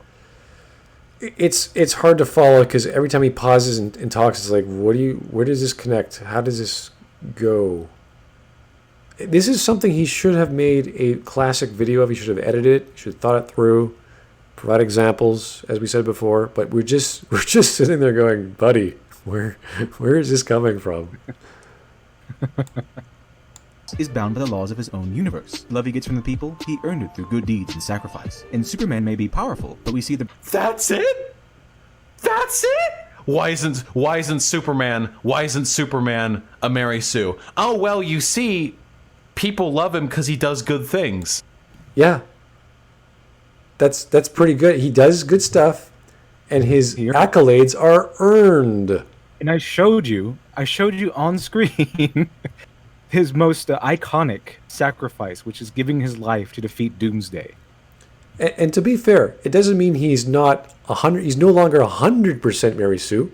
If that were the case, he's now like 90% Mary Sue. There's lots of conditions, or there's lots of criterion that we haven't gotten to yet that LiteratureDevil will go through. But that's one of many things. We have a scale. It's a blanket statement. We have to actually use criteria, or else we'll never get close to what we're talking about when we define a Mary Sue. Like, what media criticism has he been watching? If he has been watching legitimate media criticism, apparently he hasn't been learning from it. Yeah, like we assume if someone says, hey, I claim X is Y. Great. What's Y? Well, criteria 1, 2, 3, 4, 5. Okay, I'm going to believe that's 100% true. Let's go through your evidence. Boom. Criteria 1. They're loved by the people by the things they do. Oh, wait, nope, that goes against the criteria. Okay, great. So that's not true. Let's see what else you got. And we just keep going and going. That's it. It's very simple to prove a point. This is not like some subjective interpretation of what a Mary Sue is. You're giving us a definition from the classical definition. There's a huge list on TV tropes. There's a huge list on Wikipedia. Do whatever you like. Choose the one you like, and then we'll argue the finer points based on evidence. And you know what? The guy who has the most evidence, we tend to believe that guy a bit more. That's it. That's all it is. This guy's evidence is you're wrong and you're a misogynist. You're wrong because they lack depth and believability, and they lack a clear purpose in this. It's like they're so proficient or rooted in the narrative correctness. It's like they're the right way to be. Wait, what? Like, what? I mean, a lot of this would probably have been better if he actually paid attention to the video rather than just finding things to get outraged by. Just pay attention, because he's not doing that. He's not paying attention to anything I'm saying. He says, "Okay, what's the next thing I get mad at? What's the next thing I can outrage at?" Without taking in the actual context of the things I'm saying. Yeah, this is. I think every time he pauses, it's like, okay, now what? Okay, here we go. That's why he's not a Mary Sue. Even though he talks about him fitting within the rules of his universe, even though during like the fucking Silver Age of comics, they would repeatedly like fucking up his power level and break prior established rules about. That's true. In the 70s, the Silver Age, like almost every comic, like Superman would get a new ability. That's true. That's true. Even I know that. Yeah, and I didn't read Silver Age. Yeah, but there's been reboots and there's been other stories. So again, you can't just say, "Oh, this didn't happen there." It's like, well, here are like thousands Superman of other comics. Totally different Superman now. He is the post Doomsday Superman. Yeah. He's not the Superman that sacrificed himself for the people to defeat Doomsday is not a Mary Sue. And then there's the reboot of the entire universe. I mean, different dimensions or different timelines, as they call them. There's, New 52, Earth 2, whatever. There's iterations of Superman. So again, if he's a comic book guy, he would know this. He's like, oh yeah, well, Golden Age Superman's like this, Silver Age is like that. It's like, great, great. You can argue either one, but you have to show examples. Like if Superman just came back from the dead, like immediately with no explanation, because in that series, Superman went through like this spiritual journey, so he could come back. Like he went to heaven and met his dad and all that stuff. And Superman has died before Doomsday arc in the 70s, in the 80s, multiple times, and they weren't big deals because that's what the writers did, and for whatever purpose, it wasn't a continuity issue because no one cared, or at least the DC at the time didn't care. So there's a lot of things that the writers did with Superman that were bad writing. That's the nature of the medium in a capacity because of what Superman is as a character. We're talking like pre-50s, pre-60s, where he was just a guy and he could do things. You're like, where did this guy? And then they invented that he came from another planet, and that popularized the medium more, and they kept going with it, etc. So can't say the same with other characters in other franchises like in Star Wars. Okay, let's not compare these two again, because it's apples and oranges on totally different planets, literally. How like kryptonite would work and shit, just to like elevate the power fantasy of his character. No, they didn't elevate the power fantasy by introducing kryptonite. They wanted to make him believable, make him more attractive, because Marvel at the time was making better stories. Yeah, he still thinks I mean all power fantasies, because he can't pay attention to the words I literally spell out for him. He doesn't know how adjectives work. I say author is power fantasy, not all power fantasy. So I think he's still on that. Yeah, well, that again, he can believe whatever he wants, provided he has evidence and good argument. We can say, okay, we know where. Right now, I have no idea where he's coming from. Silver Age of Superman had him introduce new power every month. Yes, I agree. That's crazy and weird. And then they rebooted the series, and then they rebooted the entire universe. So what? What's your argument now? Breadth of that power can be a burden, especially when he's confronted with the fact that despite being the most powerful man alive, he can't always right every wrong. If you... I fucking... I'm so fucking smart, guys. Okay. I broke him again. He is literally patting himself on the back and having a conniption over that. Because he predicted a trait with Superman that everyone knew. That Superman wishes he could do everything he could because he's not strong enough. He's not fast enough. He's not good enough, despite being Superman.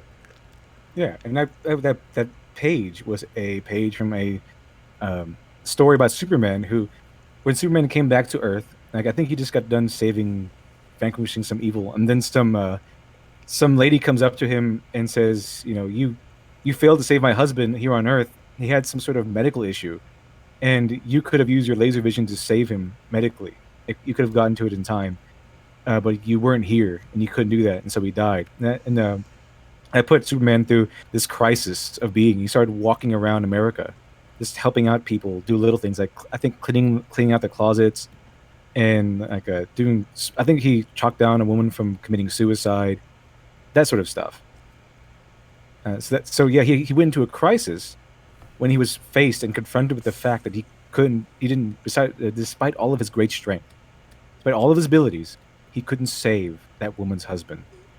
Now, I'm going to focus back on his emotional reaction here. When you have an ad hominem attack, you are attacking the character of your opponent. In this case, he's having the opposite reaction. He is elevating his own character by just saying, you know what, I'm so smart. Because he predicted that Superman feels bad when he can't save everyone. Yeah, it's a flaw. It's a flaw in his character. That makes him hurt. It makes him feel pain. Which proves that he's not a Mary Sue. He has flaws that affect him as a person, and he cannot operate properly. Yeah, so what is Vosh doing? Is congratulating himself for being wrong? I don't know. I wish we can just talk to him and say, Vosh, what is... I mean, you know, self-masturbation, great. You know, you do your thing, man. You know, you make whatever makes you tick. It's great. But just so you know, most people who actually think about Superman and read Superman or have read Superman, you kind of knew this already.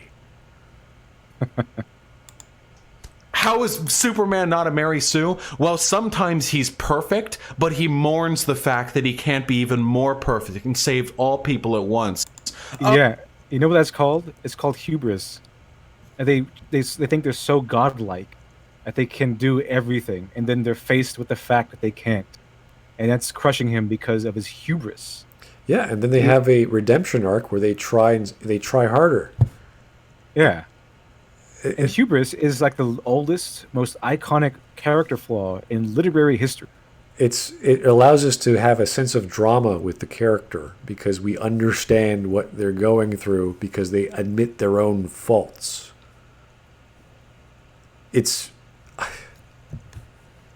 I don't know. This is I don't like this guy. Obviously, is not studied or read too many classic literature. I guess not. It's just like, wow, Superman's being dramatic. It's like, yeah, he's kind of a paragon, and the paragon can't live up to his own standards. It's kind of a clear thing. Okay. He's Superman. Wasn't expecting that. Yeah. Okay. Oh, Superman. Oh no. How unfortunate. God damn. Absolutely. Why is Ray a Mary Sue? Well, you see, Ray was able to pilot the Millennium Falcon with minimal training and also knew how to use the Force. Zero training. Yeah, even he knows. Zero training. She was able to use the Force with zero training, pilot the Millennium Falcon with zero training, outfix the Millennium Falcon better than the owner can. Zero training. She's just so awesome. And there's even a difference between his argument that Superman, he's lamenting the fact that even with his great strength, he can't do everything that he wants to do. And then compared to Ray, who is so awesome that she can do anything and everything she wants to do and more. It's like a television commercial. Well, wait, there's more. There's a difference here. I can snipe a person with a pistol from 50 yards twice while shaking the pistol. I can triple shot 3 TIE fighters. I don't know how. I could pick up 50 tons of boulders without like An entire mountain. like what? He's like Jar Jar Binks if they made Jar Jar Binks a main character and wrote him seriously. Like remember when Jar Jar Binks in the prequel, he just like had that droid attached to his foot, and every time he stamped his foot, he destroyed another incoming droid, and he accidentally destroyed like tanks and, and all kinds of equipment because he just happened to bumble into things. It's kind of like Rey. He's so awesome. She just accidentally does things that is so spectacular. Just right off the bat with no training. She's so awesome. Naturally. Let's see his defense of Rey. Here we go. Early on, even though those are things that Luke could do as well. Yeah, but there's actual explanations why Luke could actually fly a plane. He actually had a vehicle, which we see in the background of his workshop. He never, as far as I know, he never piloted the Millennium Falcon. He shot a gun from it, but Han did all the piloting of the Millennium Falcon, and the only thing he drove in the first movie was his X-wing, and that's because hey, we did this back home. We shot swamp rats. Right. Yeah. No, he knew how to fire a rifle, a blaster, whatever it was called, and he did actually have a plane or a vehicle. It was in the background of the scene where he picks up R2D2 and C-3PO. Exactly. He knows how to drive stuff. Yeah. And he's a farmer, so he's Republican, so obviously he knows how to fire a gun. He's a space Republican. Yeah, he's a space Republican. That's why he's such a winner. You know. All right, stop. That's pretty silly. I'm like, what the hell are you talking about? I'm kidding, you guys. This is like. Did you watch the first freaking Star Wars movie? The classic hero's journey. He starts up as the everyman and climbs up the ladder. And failing. Luke can almost do nothing. The only reason why Luke is able to go from start to finish in that movie, okay, is because he surrounded himself with, or he was eventually surrounded with people who are more capable than he was. Han Solo was an expert smuggler. He knows how. He's the dashing rogue. He knows how to outsmart, outthink, and outshoot a lot of people. Princess Leia is the rebellion leader princess, so she's really adept in diplomacy and probably shooting weapons and planning things out. And then you have Obi-Wan, who is just an old veteran of not only of a war, but an old veteran of a war in which he was one of the generals because he was a Jedi. So Luke Skywalker would have been like a smear of ash on the ground had he been alone. Okay. Let's keep going. He somehow tied it in with Luke. Let's see what he has to say about Luke. And in addition, she was able to hold her own in a lightsaber fight against Kylo Ren, except he was actually winning, and it was after he was shot in the stomach by a fucking laser cannon. Yeah, but he lost. And then he lost. A Deus Ex Machina came by and separated them. Yeah. I mean, that was just a literal... literal Deus Ex Machina. It's just like fate says, no, you two separate. He picked her up, threw her 4 or 5 stories into the air to the back of a tree. She slammed to the ground. While this is happening, he's fighting off Finn, and then she just gets back up. With no scars or any kind of... Her back didn't break. She didn't break a leg. No problem.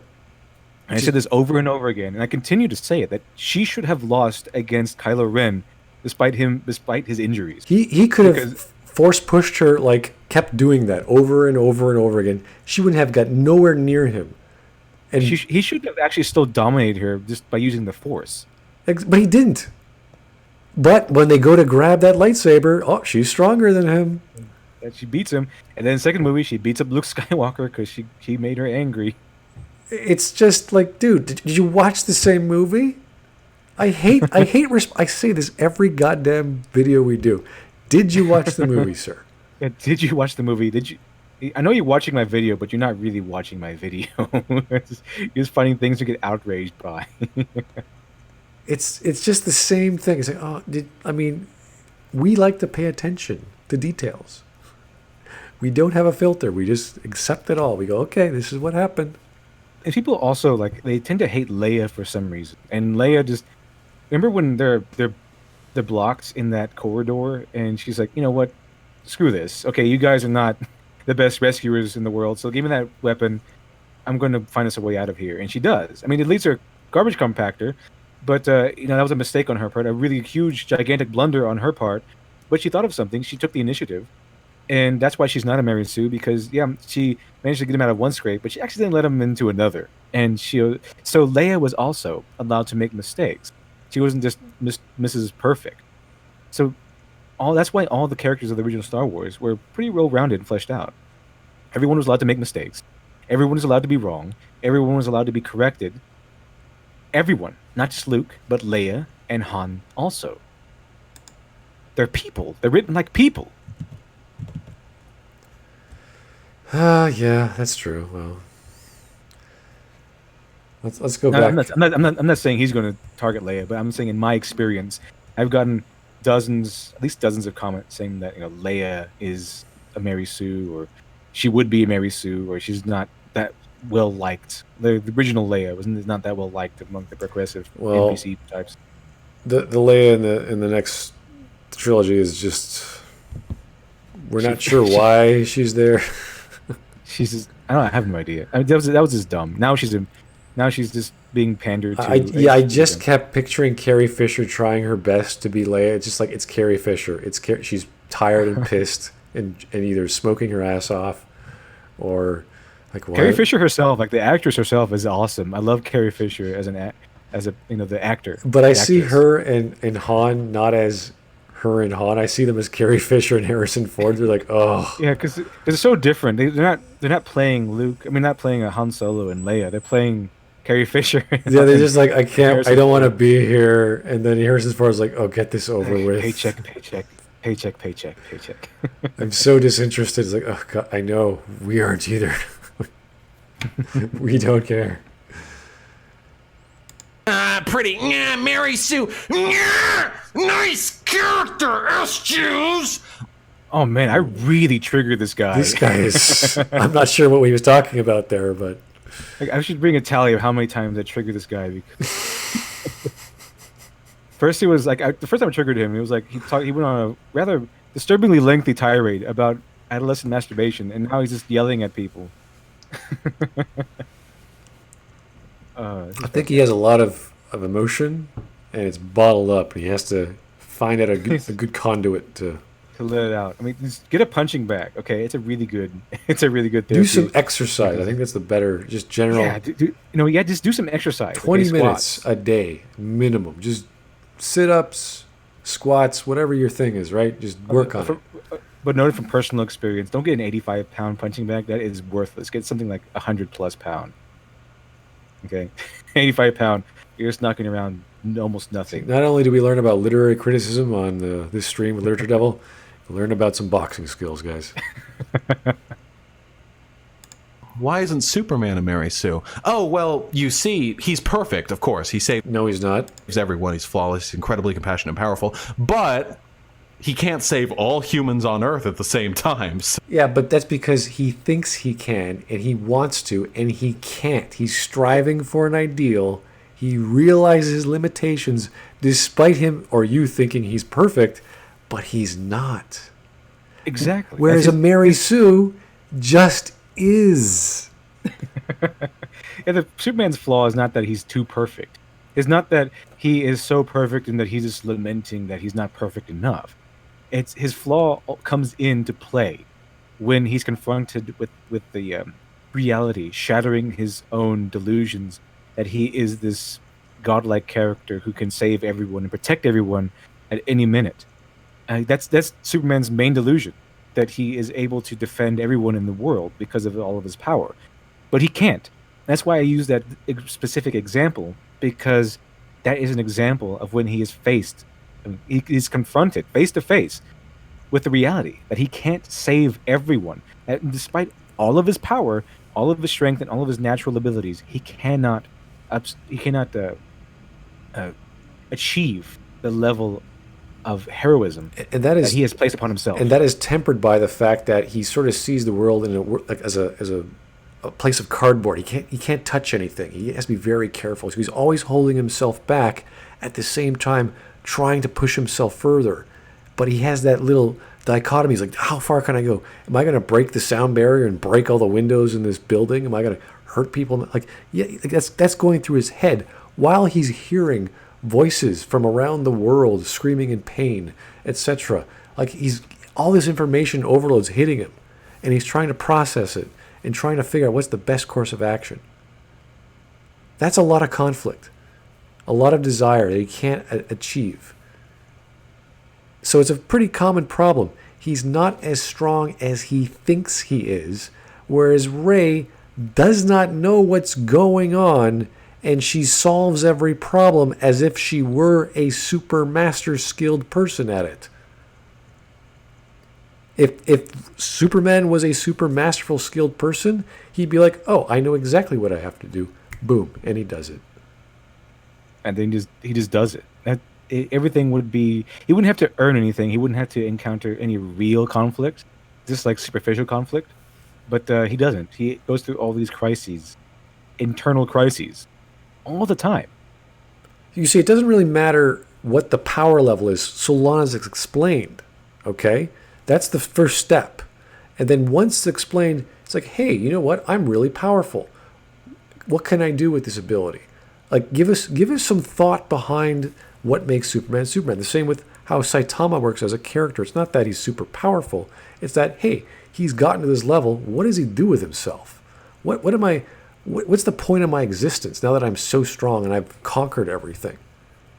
That's a pretty not a common theme, but we talk about people. Again, I always reference the isekai genre because there's so many tropes in there, and it's just ridiculous. I'm a god. It's like, oh yeah, you are. What are you doing?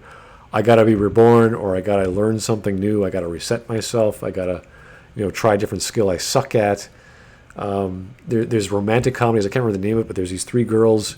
We always fail at studying, and one of them's a genius at math, but she wants to study psychology, but she's horrible with people. One of them's amazing at literature, but she wants to study the stars. All these different characters, and they know why they're good. All the teachers are saying, just do what you're good at. You're going to be amazing in life, but they don't want to do that. They want to do what they want to do with the things they suck at. So they find some guy who's a really good studier, and they think that they can teach him because he's good at teaching himself. And that's a romantic comedy. It's a simple idea. And I wish I could explain. I can remember, I think the English one was We Can't Learn or We Never Learn. It's something like that. It's a beautiful romantic comedy. It's silly, it's corny, but it's been made into an anime, and it's just charming. Again, I read a lot of manga, guys, so I do apologize for going off on a tangent there. But there are easy ways to write characters, and all you have to do is know what you're writing and making sure your audience is aware and you're not insulting their intelligence. You're not just throwing shit out of your ass and making Rey being able to conquer any problem if you just give her 2 seconds or 3 seconds. It's really that easy. And unfortunately, we have this term called Mary Sue, which this gentleman can't wrap his brain around because he invented different criteria. Narratively correct. It was the narrative correctness has to work, or else it's not a Mary Sue. Batman has to go play Tiddlywinks, or else he's not narratively correct. It's like, what? Okay. So, yeah, No, we don't, sir. You're just making shit up. We have no idea what you're talking about, but okay. Yeah, we don't know. Please explain. I would like an explanation. If you look closely, there's only one real underlying element that positively identifies a character as a Mary Sue. While normal characters are stuck obeying the laws of their own universe, in the case of a Mary Sue, the universe bends to obey the character. Is this a thing? Like every Mary Sue, like if I go through fanfic. There we go. That is my definition. The universe bends to obey the character. That's pretty much my definition right there in a nutshell. So when Rey needs powers, she just gets powers so she can get out of the jam that she's in.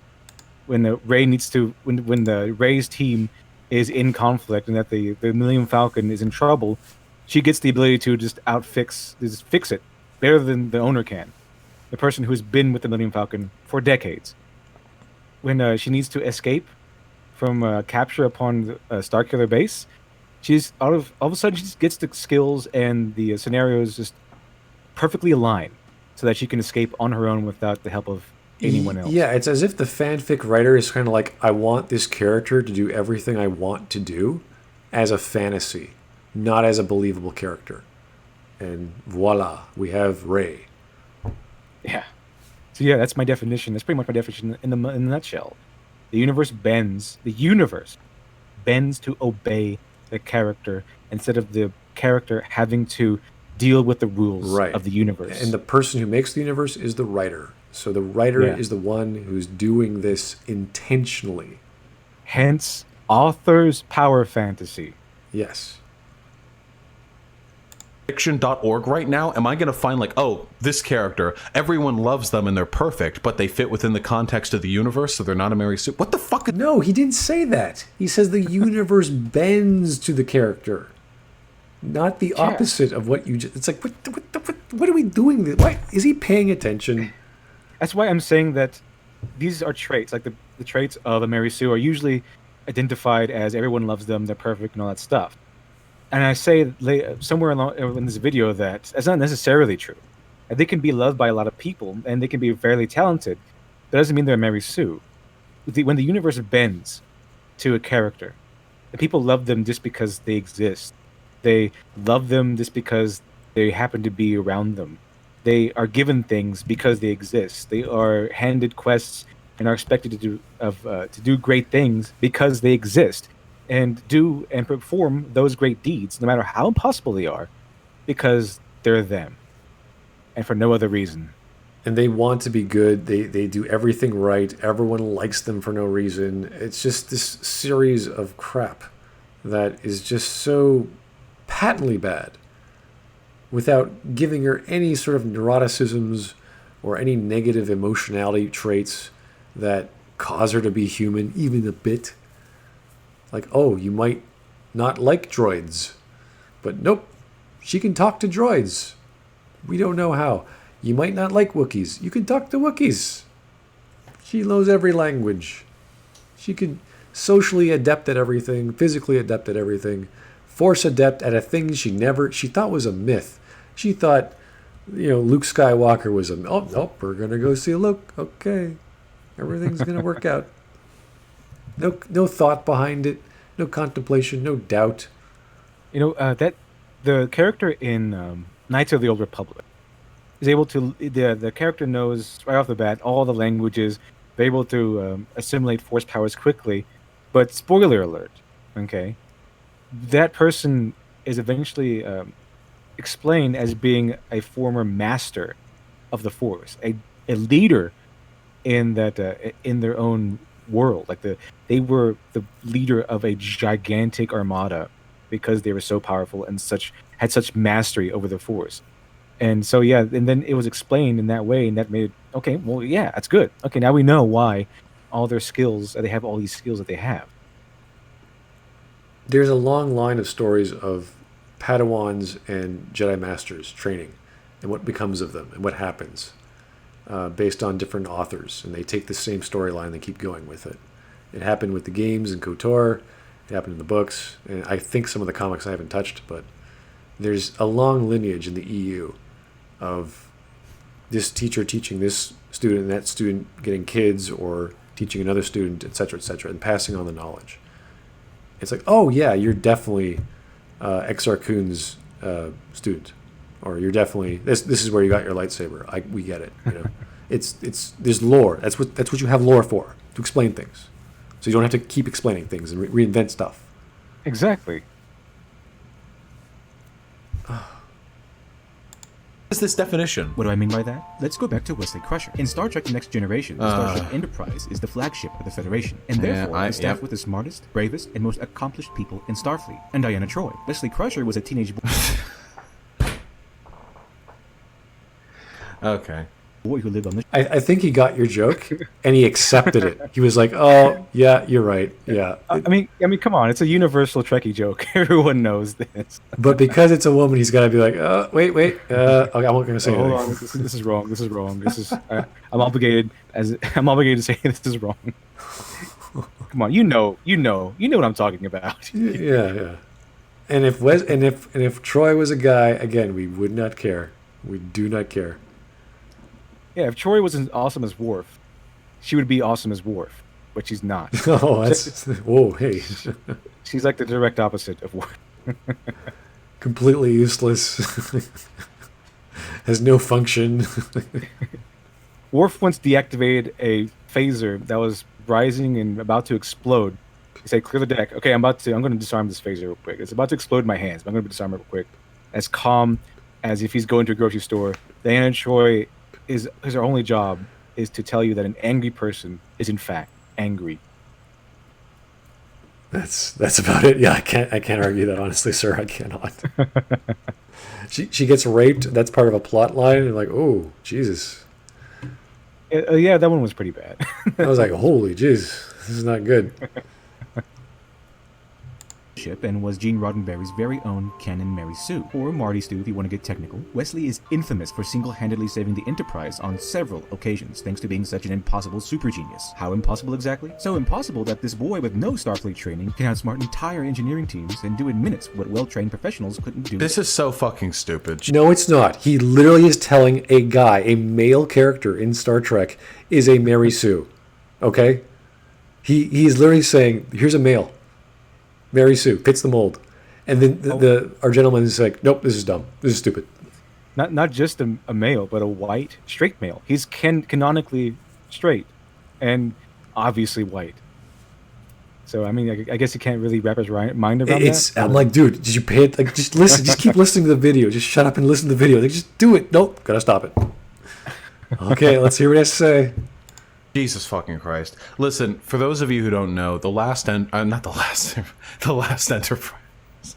The next generation, TNG of Star Trek. This is my favorite series of Star Trek. It's great. Captain Picard is great. Everything is great. It's phenomenal. Okay, easy peasy, great, phenomenal, right? Wesley Crusher is like pretty fucking annoying, but most of the reason why people hated him wasn't because he was a Mary Sue. He was not a Mary Sue in the context of the fucking universe, like at all. People would repeatedly make fun of him. He was awkward. He was fucking gangly. He was a fucking cringe lord in the context of the series. Not just through how fans would fucking view him, but in the series. He didn't make sense in his own universe. People would be like, why is he so smart? And why is he so like extraordinarily intelligent? Like, he's extraordinarily intelligent compared to other extraordinary intelligent characters in the series. There are scenes, there are scenes where they do not like Wesley. I remember that scene on the bridge. Where they're usually played as, you're wrong for not liking him. Right. A lot of the time. Right, but if every other definition we've got, author insert, one of the characters I think is the Traveler that Beverly is trying to explain back in the day, that they said he was like a Mozart. Yeah, he was like this extraordinary person that's better than all the other people of his race that he decided to be. He was picked to be the companion of the Traveler. That's how super special awesome. There was the change. Was it called the Changeling of the Metamorphosis? I can't remember the episode where there's this a character who gets along with Wesley, and he sort of shows her around the ship, and she's destined to lead people, whatever. It's actually this gorgeous actress who's like 10 years his senior in real life. She falls in love with him for being so gangly and unintelligent or whatever. Apparently, aliens love the guy. Yeah, I mean, Wesley Crusher is this nerdy, gangly guy, but he can get all the women. he gets the love interests all the time, like very attractive love interests all the time, and like he's just given things, and everyone who hates him is wrong for hating him. He's a kid for no other reason than for being like, I guess, smart, and Beverly Crusher's son gets a literal job on the bridge of the ship. He gets a top-notch job as a regular employee on the bridge of the Enterprise because of how super special awesome he is. He's even, I think Gene Roddenberry pretty much confirmed that he is a canon Mary Sue because he's a self insert. I mean, there's this one time where Will Wheaton went to William Shatner and said, "Hey, can I have an autograph?" And William Shatner, well, he was being William Shatner. He's like, "No, there's no kids on my bridge." And Gene Roddenberry made William Shatner write a personal letter to Will Wheaton, an apology for saying that, and that he said that Will Wheaton is this great person, and because Will Wheaton's character Wesley Crusher was Gene Roddenberry's pet character. He was his favorite character. But let's go with the fact that a few episodes, some characters do not like Wesley. That happens. That's true. There's scenes where they get angry. Happen. So let's say, you know what? He's not 100% a Mary Sue. How much more of a Mary Sue is he? 95%? 96? 94? how far do we like? This is why we have this criteria, because not every character is going to match every other character in every other series where there's a Mary Sue.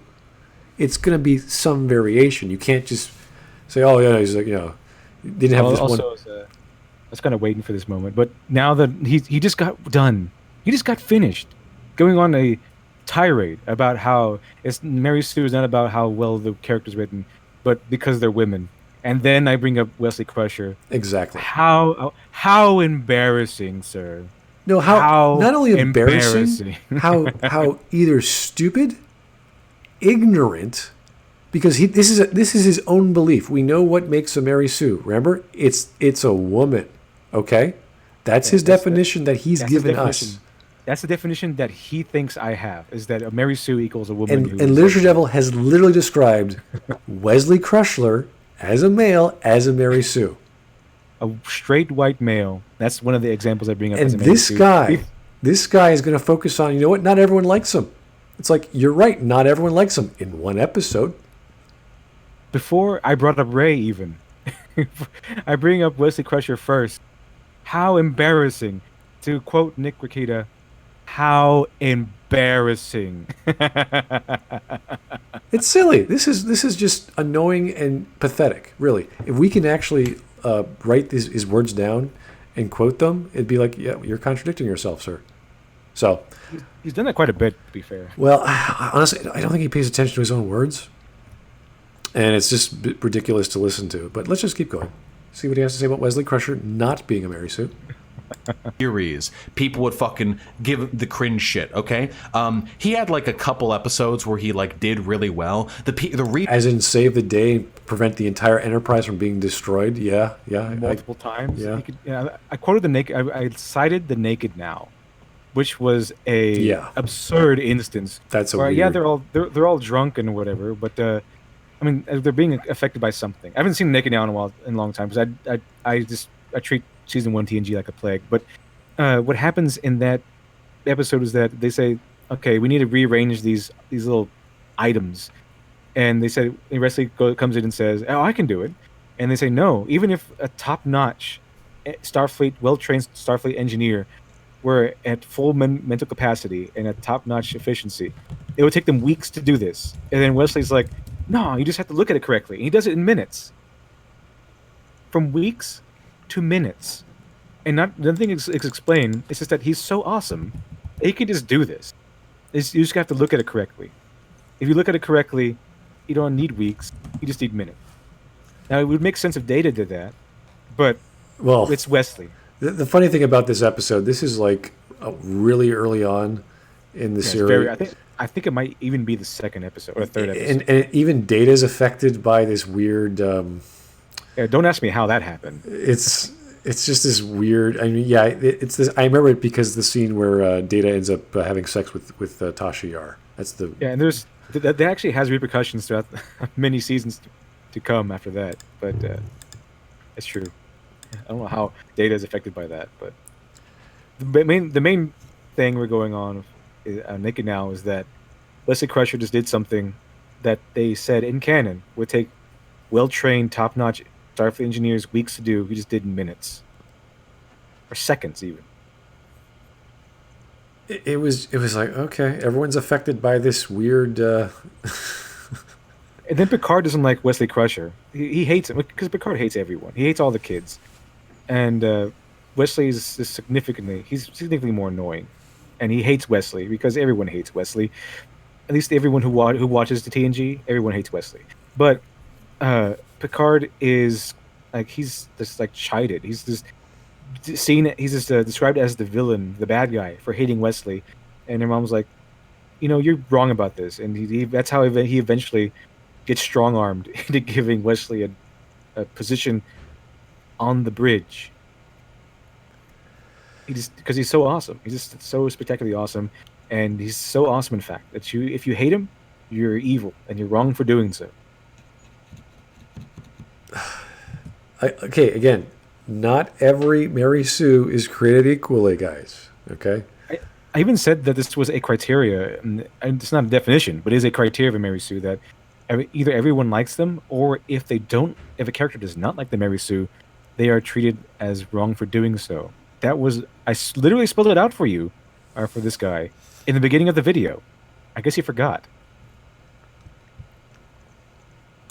The reason why people accused him of being a Mary Sue is because he's an obnoxious teenage boy.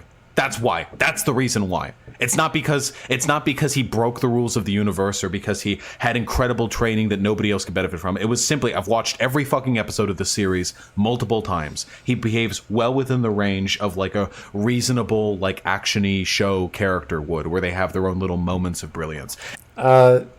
Yes, that's true. Everyone has their moments of brilliance, but the difference is Wesley is the Mozart of these elements. He just does things that just happen to be the right solution that saves everyone. And he's not to mention that he does all this stuff on the Enterprise, which I just got done saying in this video, is staffed by the brightest and most talented people in Starfleet. And he has no actual training to the things he's doing. Like he actually just does it. He just does it. He has a superpower where he connects with the Traveler and they can just teleport across time and space. Okay? He does all these things. He ends up becoming an acting ensign because he's so great. It's like, we got to give him the authority. We got to give him some power. Is that right? He has no training from Starfleet, but he can just do stuff. Same criteria we applied to Ray. I applied to Wesley Crusher. That's why they're both Mary Sues. It's how embarrassing. He's better than Geordi at certain times, better at Data at certain times. It's just like, what? It's ridiculous. Like this, he can be smart, but how in the world, by any criteria, by any stretch of the imagination, can someone be this smart?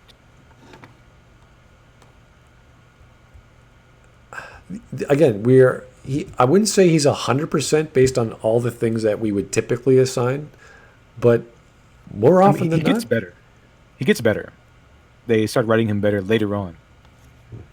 Yeah, I know. Yeah, Picard hates him at certain times. He ends up breaking away from the Enterprise, etc. But he's not as involved. That's for sure. He's not as Mary Sue-ish due to the nature of episodic storytelling. Because it's just like this thing. They're gonna tell a story in seven years, and virtually every episode is standalone. So a quick question: how excited does he get once I get to Ray? Does he get does he just like jump up in the air and click his heels? We'll see. It's at 10 o'clock. We're gonna go for another 10 minutes and see how far we get. But already we've established that he thinks that Mary Sue's, or we think that Mary Sue's are only female. But because this guy's a male, therefore he's not a Mary Sue, even though there's almost every description of a Mary Sue we're using makes him one, except for he's not well liked half the time or whatever it is. If you actually, by the way, want to talk about a character who could be considered a fucking Mary Sue, talk about Captain fucking Picard. A guy who went through Starfleet training, is extremely experienced, he's the leader of the flagship of the frickin' Federation. Is it Picard or Kirk? He said Picard. He said Picard. I was like, what more? Are you serious? Like, what? I don't. Where? How? What criteria? He was born with gifts. Okay, we don't understand. Under what criteria, in any stretch of the imagination, is Picard and Mary Sue?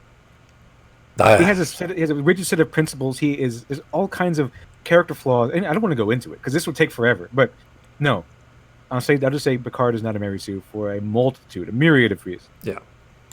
Now, don't get me wrong. Captain Picard is an incredibly rich character with a wide variety of character flaws. Okay, so he's flawed. He has lots of character traits. They're developed over time. We see entire episodes of him going back in time or having an entire lifetime in a matter of minutes. All his abilities are explained. They explore his previous example where the Stargazer, his previous ship. They go back in time with his death at the Academy when he lost his heart. There's so much stuff. There's so much stuff. It's explained. We get why he's so good at everything. This guy's just twisting his own mind around the knots just to say that this to somehow prove that I'm wrong in some capacity. But he's a Mary Sue why? Let's find out. I'm kind of curious. That are discussed and examined and dug into over the course of the series. But if we're measuring what is and is not a Mary Sue off the competence of a character, Captain Picard is like otherworldly intelligent and No, he's not. He's not the perfect captain. He's not. He makes a lot of mistakes. Also, I'm not saying a Mary Sue is due to the competence of the character. I'm saying it's competence to an extraordinary, absurd degree that it doesn't fit in the boundaries of the universe.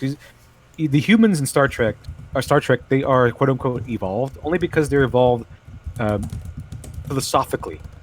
Yeah, They're I'm not running- evolved. They haven't like evolved into like some special techniques like in Gundam or whatever. There's no Yeah. new types running around. I'm actually writing down this definition because he keeps changing it. So he's added to it. The competence of the character makes them a Mary Sue. We just don't know in what capacity yet. So Yeah, I mean his definition is narratively correct, which is vague enough that it can mean anything. he's the main character of the Enterprise? I don't know. I don't think so. I think he's one of the main characters, being the captain of a ship of an episodic storytelling method. But I don't think that makes him narratively correct if we even understand what that means. Okay, let's see. Captain Picard is a Mary Sue, more so than Wesley. Here we go. I guess wise. Like, in terms of like proficiency from a character, Captain Picard gets away with so much more than anyone else in the fucking series. And do you know why? It's because he's an old white dude. No. What does that have What to series did you watch? He's experienced. You could say maybe because he's old, but this doesn't make him physically strong. He sucks at combat. He sucks at being physical.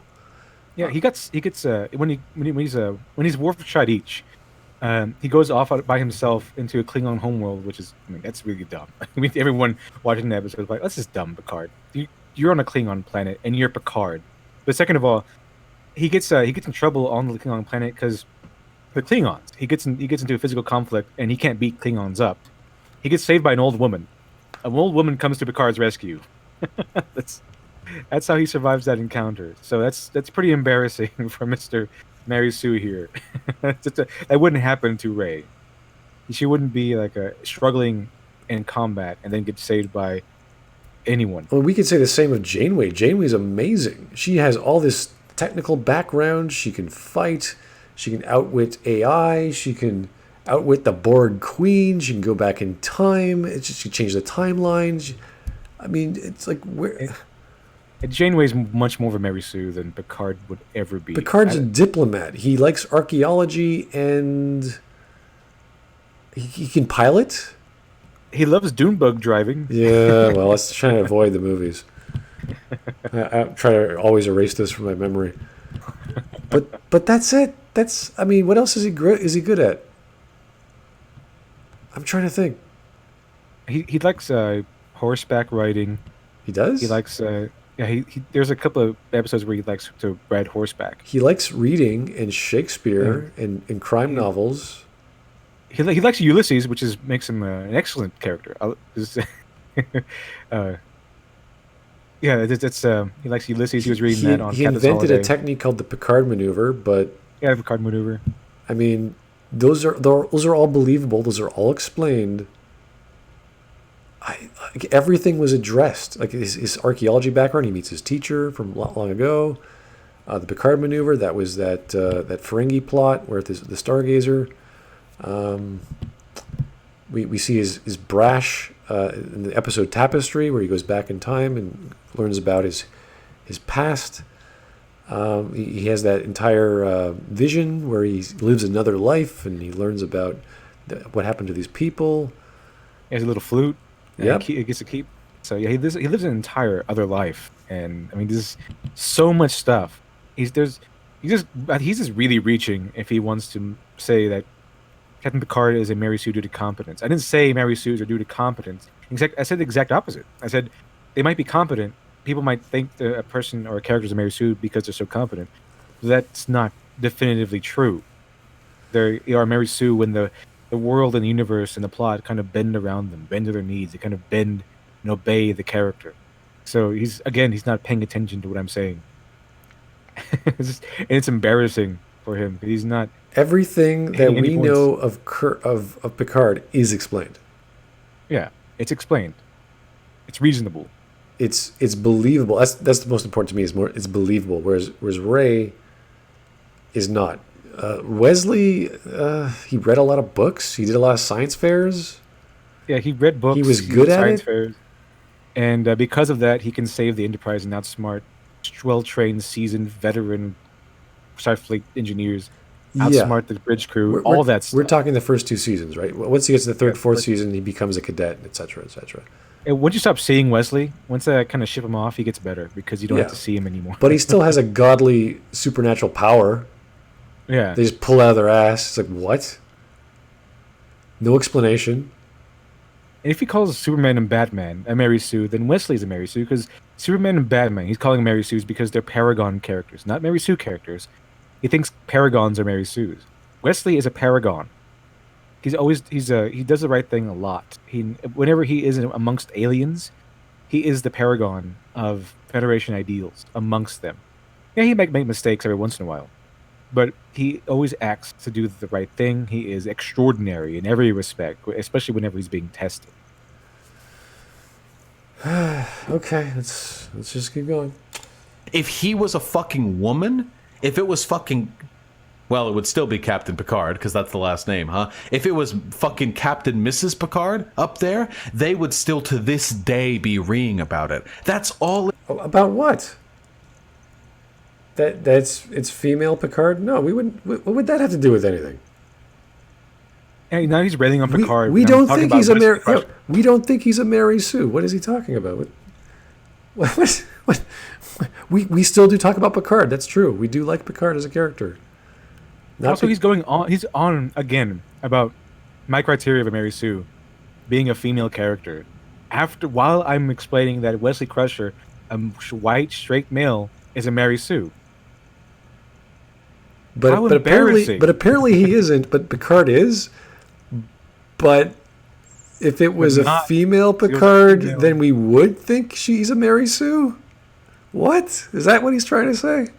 Of course, he had to go to Picard because that fits with his narrative. Like if I said, actually, it wouldn't fit with his narrative because I would be calling male Picard a Mary Sue. Exactly.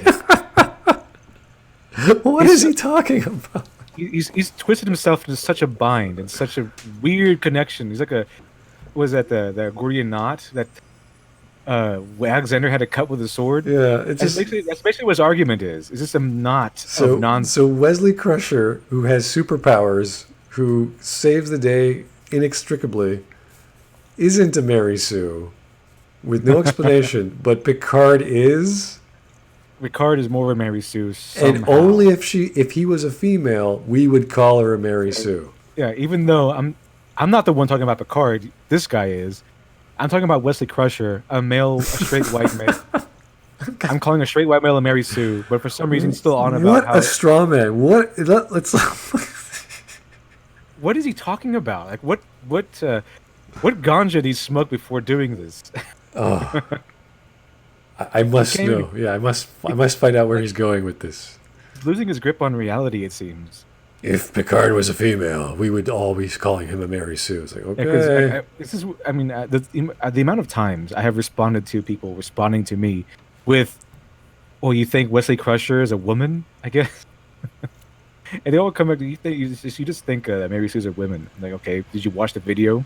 I have Wesley Crusher in here. Do you think Wesley Crusher is a woman? No, I can grant you some leeway on thinking that, but he's not a woman. Canonically speaking, he is a straight white male. It is. It's the bar. It's incredible, actually.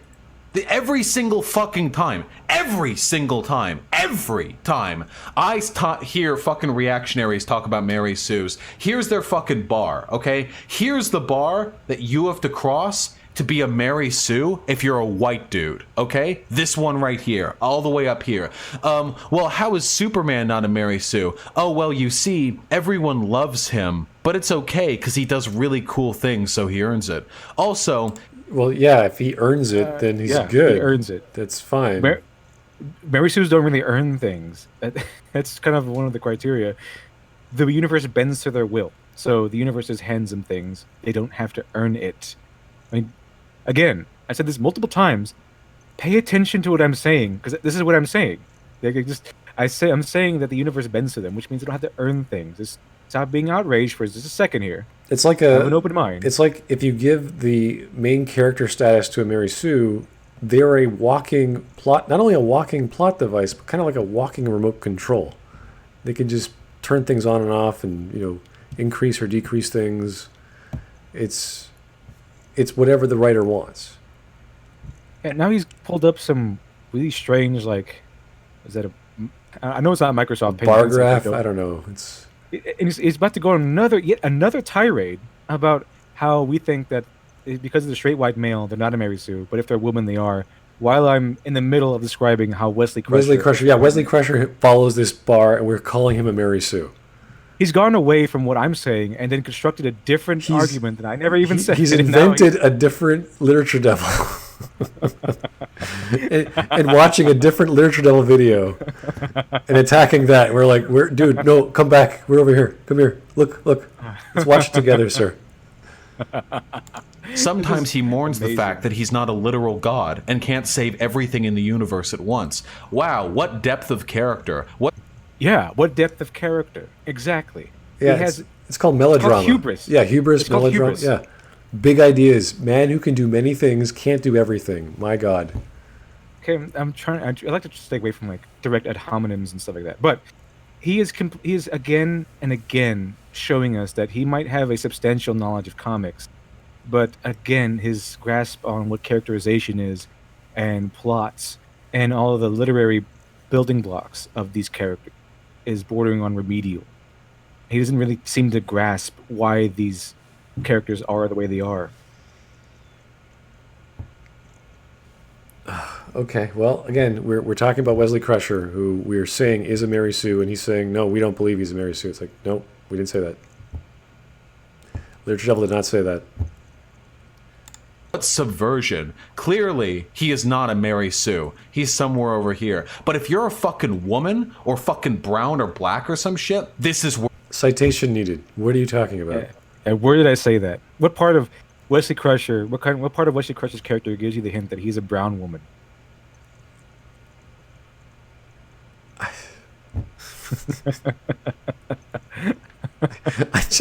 don't know how to respond to this. Wesley Crusher, according to what is his name? Vosh? According to Vosh, Wesley Crusher is apparently a brown woman. some bar on the right hand side. Let's just say that. I don't know what standard he's talking about. We could call him that. I don't mind. Just to make sense of whatever the hell's happening here. Where your bar is. You're too fucking good at repairing a ship. You demonstrate too much proficiency. You're a little bit too fucking witty. You do something too cool that a white dude can't do in the same story. Kablam. Fucking Mary Sue. Right up here. Mary fucking Sue. Right there. Yeah, let alone be a fucking black or brown woman. Come on, guys. Come on. Well, British, I guess, is pretty white, so I don't know. I have not talked about anyone other than a character who is white. I haven't talked about no brown characters as thus far in this video. He's going on a tirade again about something I never said, about a point I never made. While I'm talking about Wesley Crusher, who is a straight white man. Maybe that would trigger him. Maybe if it was Wesley Crusher was a female who was Indian, and what are you doing, Vosh? This is I don't know. You're embarrassing yourself with all these weird little doodles, trying to debunk a point again I never made. So who are you arguing against? Why'd you bring my video in here if this is not what you want to argue against? You're arguing against a straw man you saw on Twitter or something. Well, I wish I could say something. Let's just keep going. He's almost through his tirade, so. Let's be woke as shit right here, all right? My beautiful, glorious fucking lefty comrades, you all know this to be true. If you've spent as much time in the ex-Gamergate crowd as I have, not as one of them, mind you, from a distance, cringing at their bad takes. Okay, so I'm a Gamergate all of a sudden? We do bad takes. This guy has done one take where he contradicts himself, invents new terms for what a Mary Sue is, isn't listening to what LiteratureDevil's actually saying what a Mary Sue is pausing the video where he's talking about a Mary Sue character who is a white boy, a white guy, heterosexual young dude, and starts talking about Picard. And you're like, what? Talking about Picard. What are you talking? Like, what? Where are we going? I don't know. He's just okay. So my video all of a sudden derailed his narrative, and he had to pause it immediately so they can put the rails back on track. And this is a guy who's a Trekkie who you wanted to talk to because we can get something to talk about rationally, and we have common ground. It's like I don't know anymore. I think we're in different world. I think we watch different Star Treks. I guess he watched like the abridged version or something. Where Picard was a brown woman, was perfect, and Wesley was a girl. I don't know. Wesley was a brown girl. I don't know. You will know the standard by which they set Mary Sue's. Okay, that is what it is. It is. Yeah, we will because his LiteratureDevil told us. He's getting through his list. Yeah, he won't let me get through my If list. you actually listen to him, you'd find out, but apparently not. It's that simple. White man, yup, here. Brown or black person or woman, way down here. Unless you're Wesley Crusher. Yeah, unless you're Wesley Crusher. And he even said Wesley Crusher's not a Mary Sue. Mr. Racist, misogynistic person, said Wesley Crusher, a straight white boy, is a Mary Sue. This Mr. Progressive, I love everyone, and I'm here to be the sheepdog for brown and gay people or whatever, and women. He calls, he's the one that's saying that Wesley Crusher is not a Mary Sue. Yeah, I want his criteria. I want his actual criteria, and then we'll see if Picard is a Mary Sue. Simple test, right? He thinks Picard is a Mary Sue. No problem. Give me your criteria. Let's go through every episode and see. Is he overpowered? Is he perfectly good? Does he have no personality? Is it like a wish fulfillment of the author? Is he has unexplained abilities? All that stuff. We'll just go through all the criteria, whatever he's got. We'll do it. I'll sit through it. It's like, that's good. Let's go through a definition, man. He has that he's a debater in his Twitter bio, but I don't think he's. I asked him if he's a Trekkie. He never even answered me. I think he's afraid or something. Well, he said he was right in the video, so that was his thing. That was the common ground you and him could talk to. Like, because he's a Trekkie. We could talk. He's a cool guy. Yeah, okay, cool. Yeah. I gotta stop reiterating this. Anyone who doesn't already know this, anyone to whom this is not intuitive knowledge, first of all, I'll be charitable. Welcome. Now you know the truth. To those of you who believe this isn't truth, shut the fuck up. Yeah. Okay, I think we're done here. I think we're good for the night. He's just swearing, getting angry. It's one thing to use ad hominems against others as well as LiteratureDevil. It's another thing to pat himself on the back saying how awesome he is because he figured out what Superman's actual fault is, even though Superman doesn't have any faults. It's just I can't. It's late. And he's patting himself on the back how he caught me. That it's the only reason why I call people Mary Sue's because they're brown women or something. While I'm criticizing, Mr. White straight Wesley Crusher as a Mary Sue. Yeah, it's just bizarre. I wish, guys, that we could have the patience and time, but again, tomorrow is another day. I have to get up. And you guys have to get up too. I do appreciate you guys taking the time to listen to this bizarre comedy. I won't be able to continue until Saturday night. That'd be all right. That's Saturday night's a weekend, no problem. That's okay, guys. All right, sounds good. I think we're good. So thanks, guys, for taking the time tonight. Super chats were great. Good questions there. We're gonna keep going until we're done. So we're not even halfway through. But if you haven't counted all the mistakes he's made in this and the previous episode, boy, it keeps getting better. So we'll talk to you soon, Saturday at least, and have yourself a great evening. Night, everyone.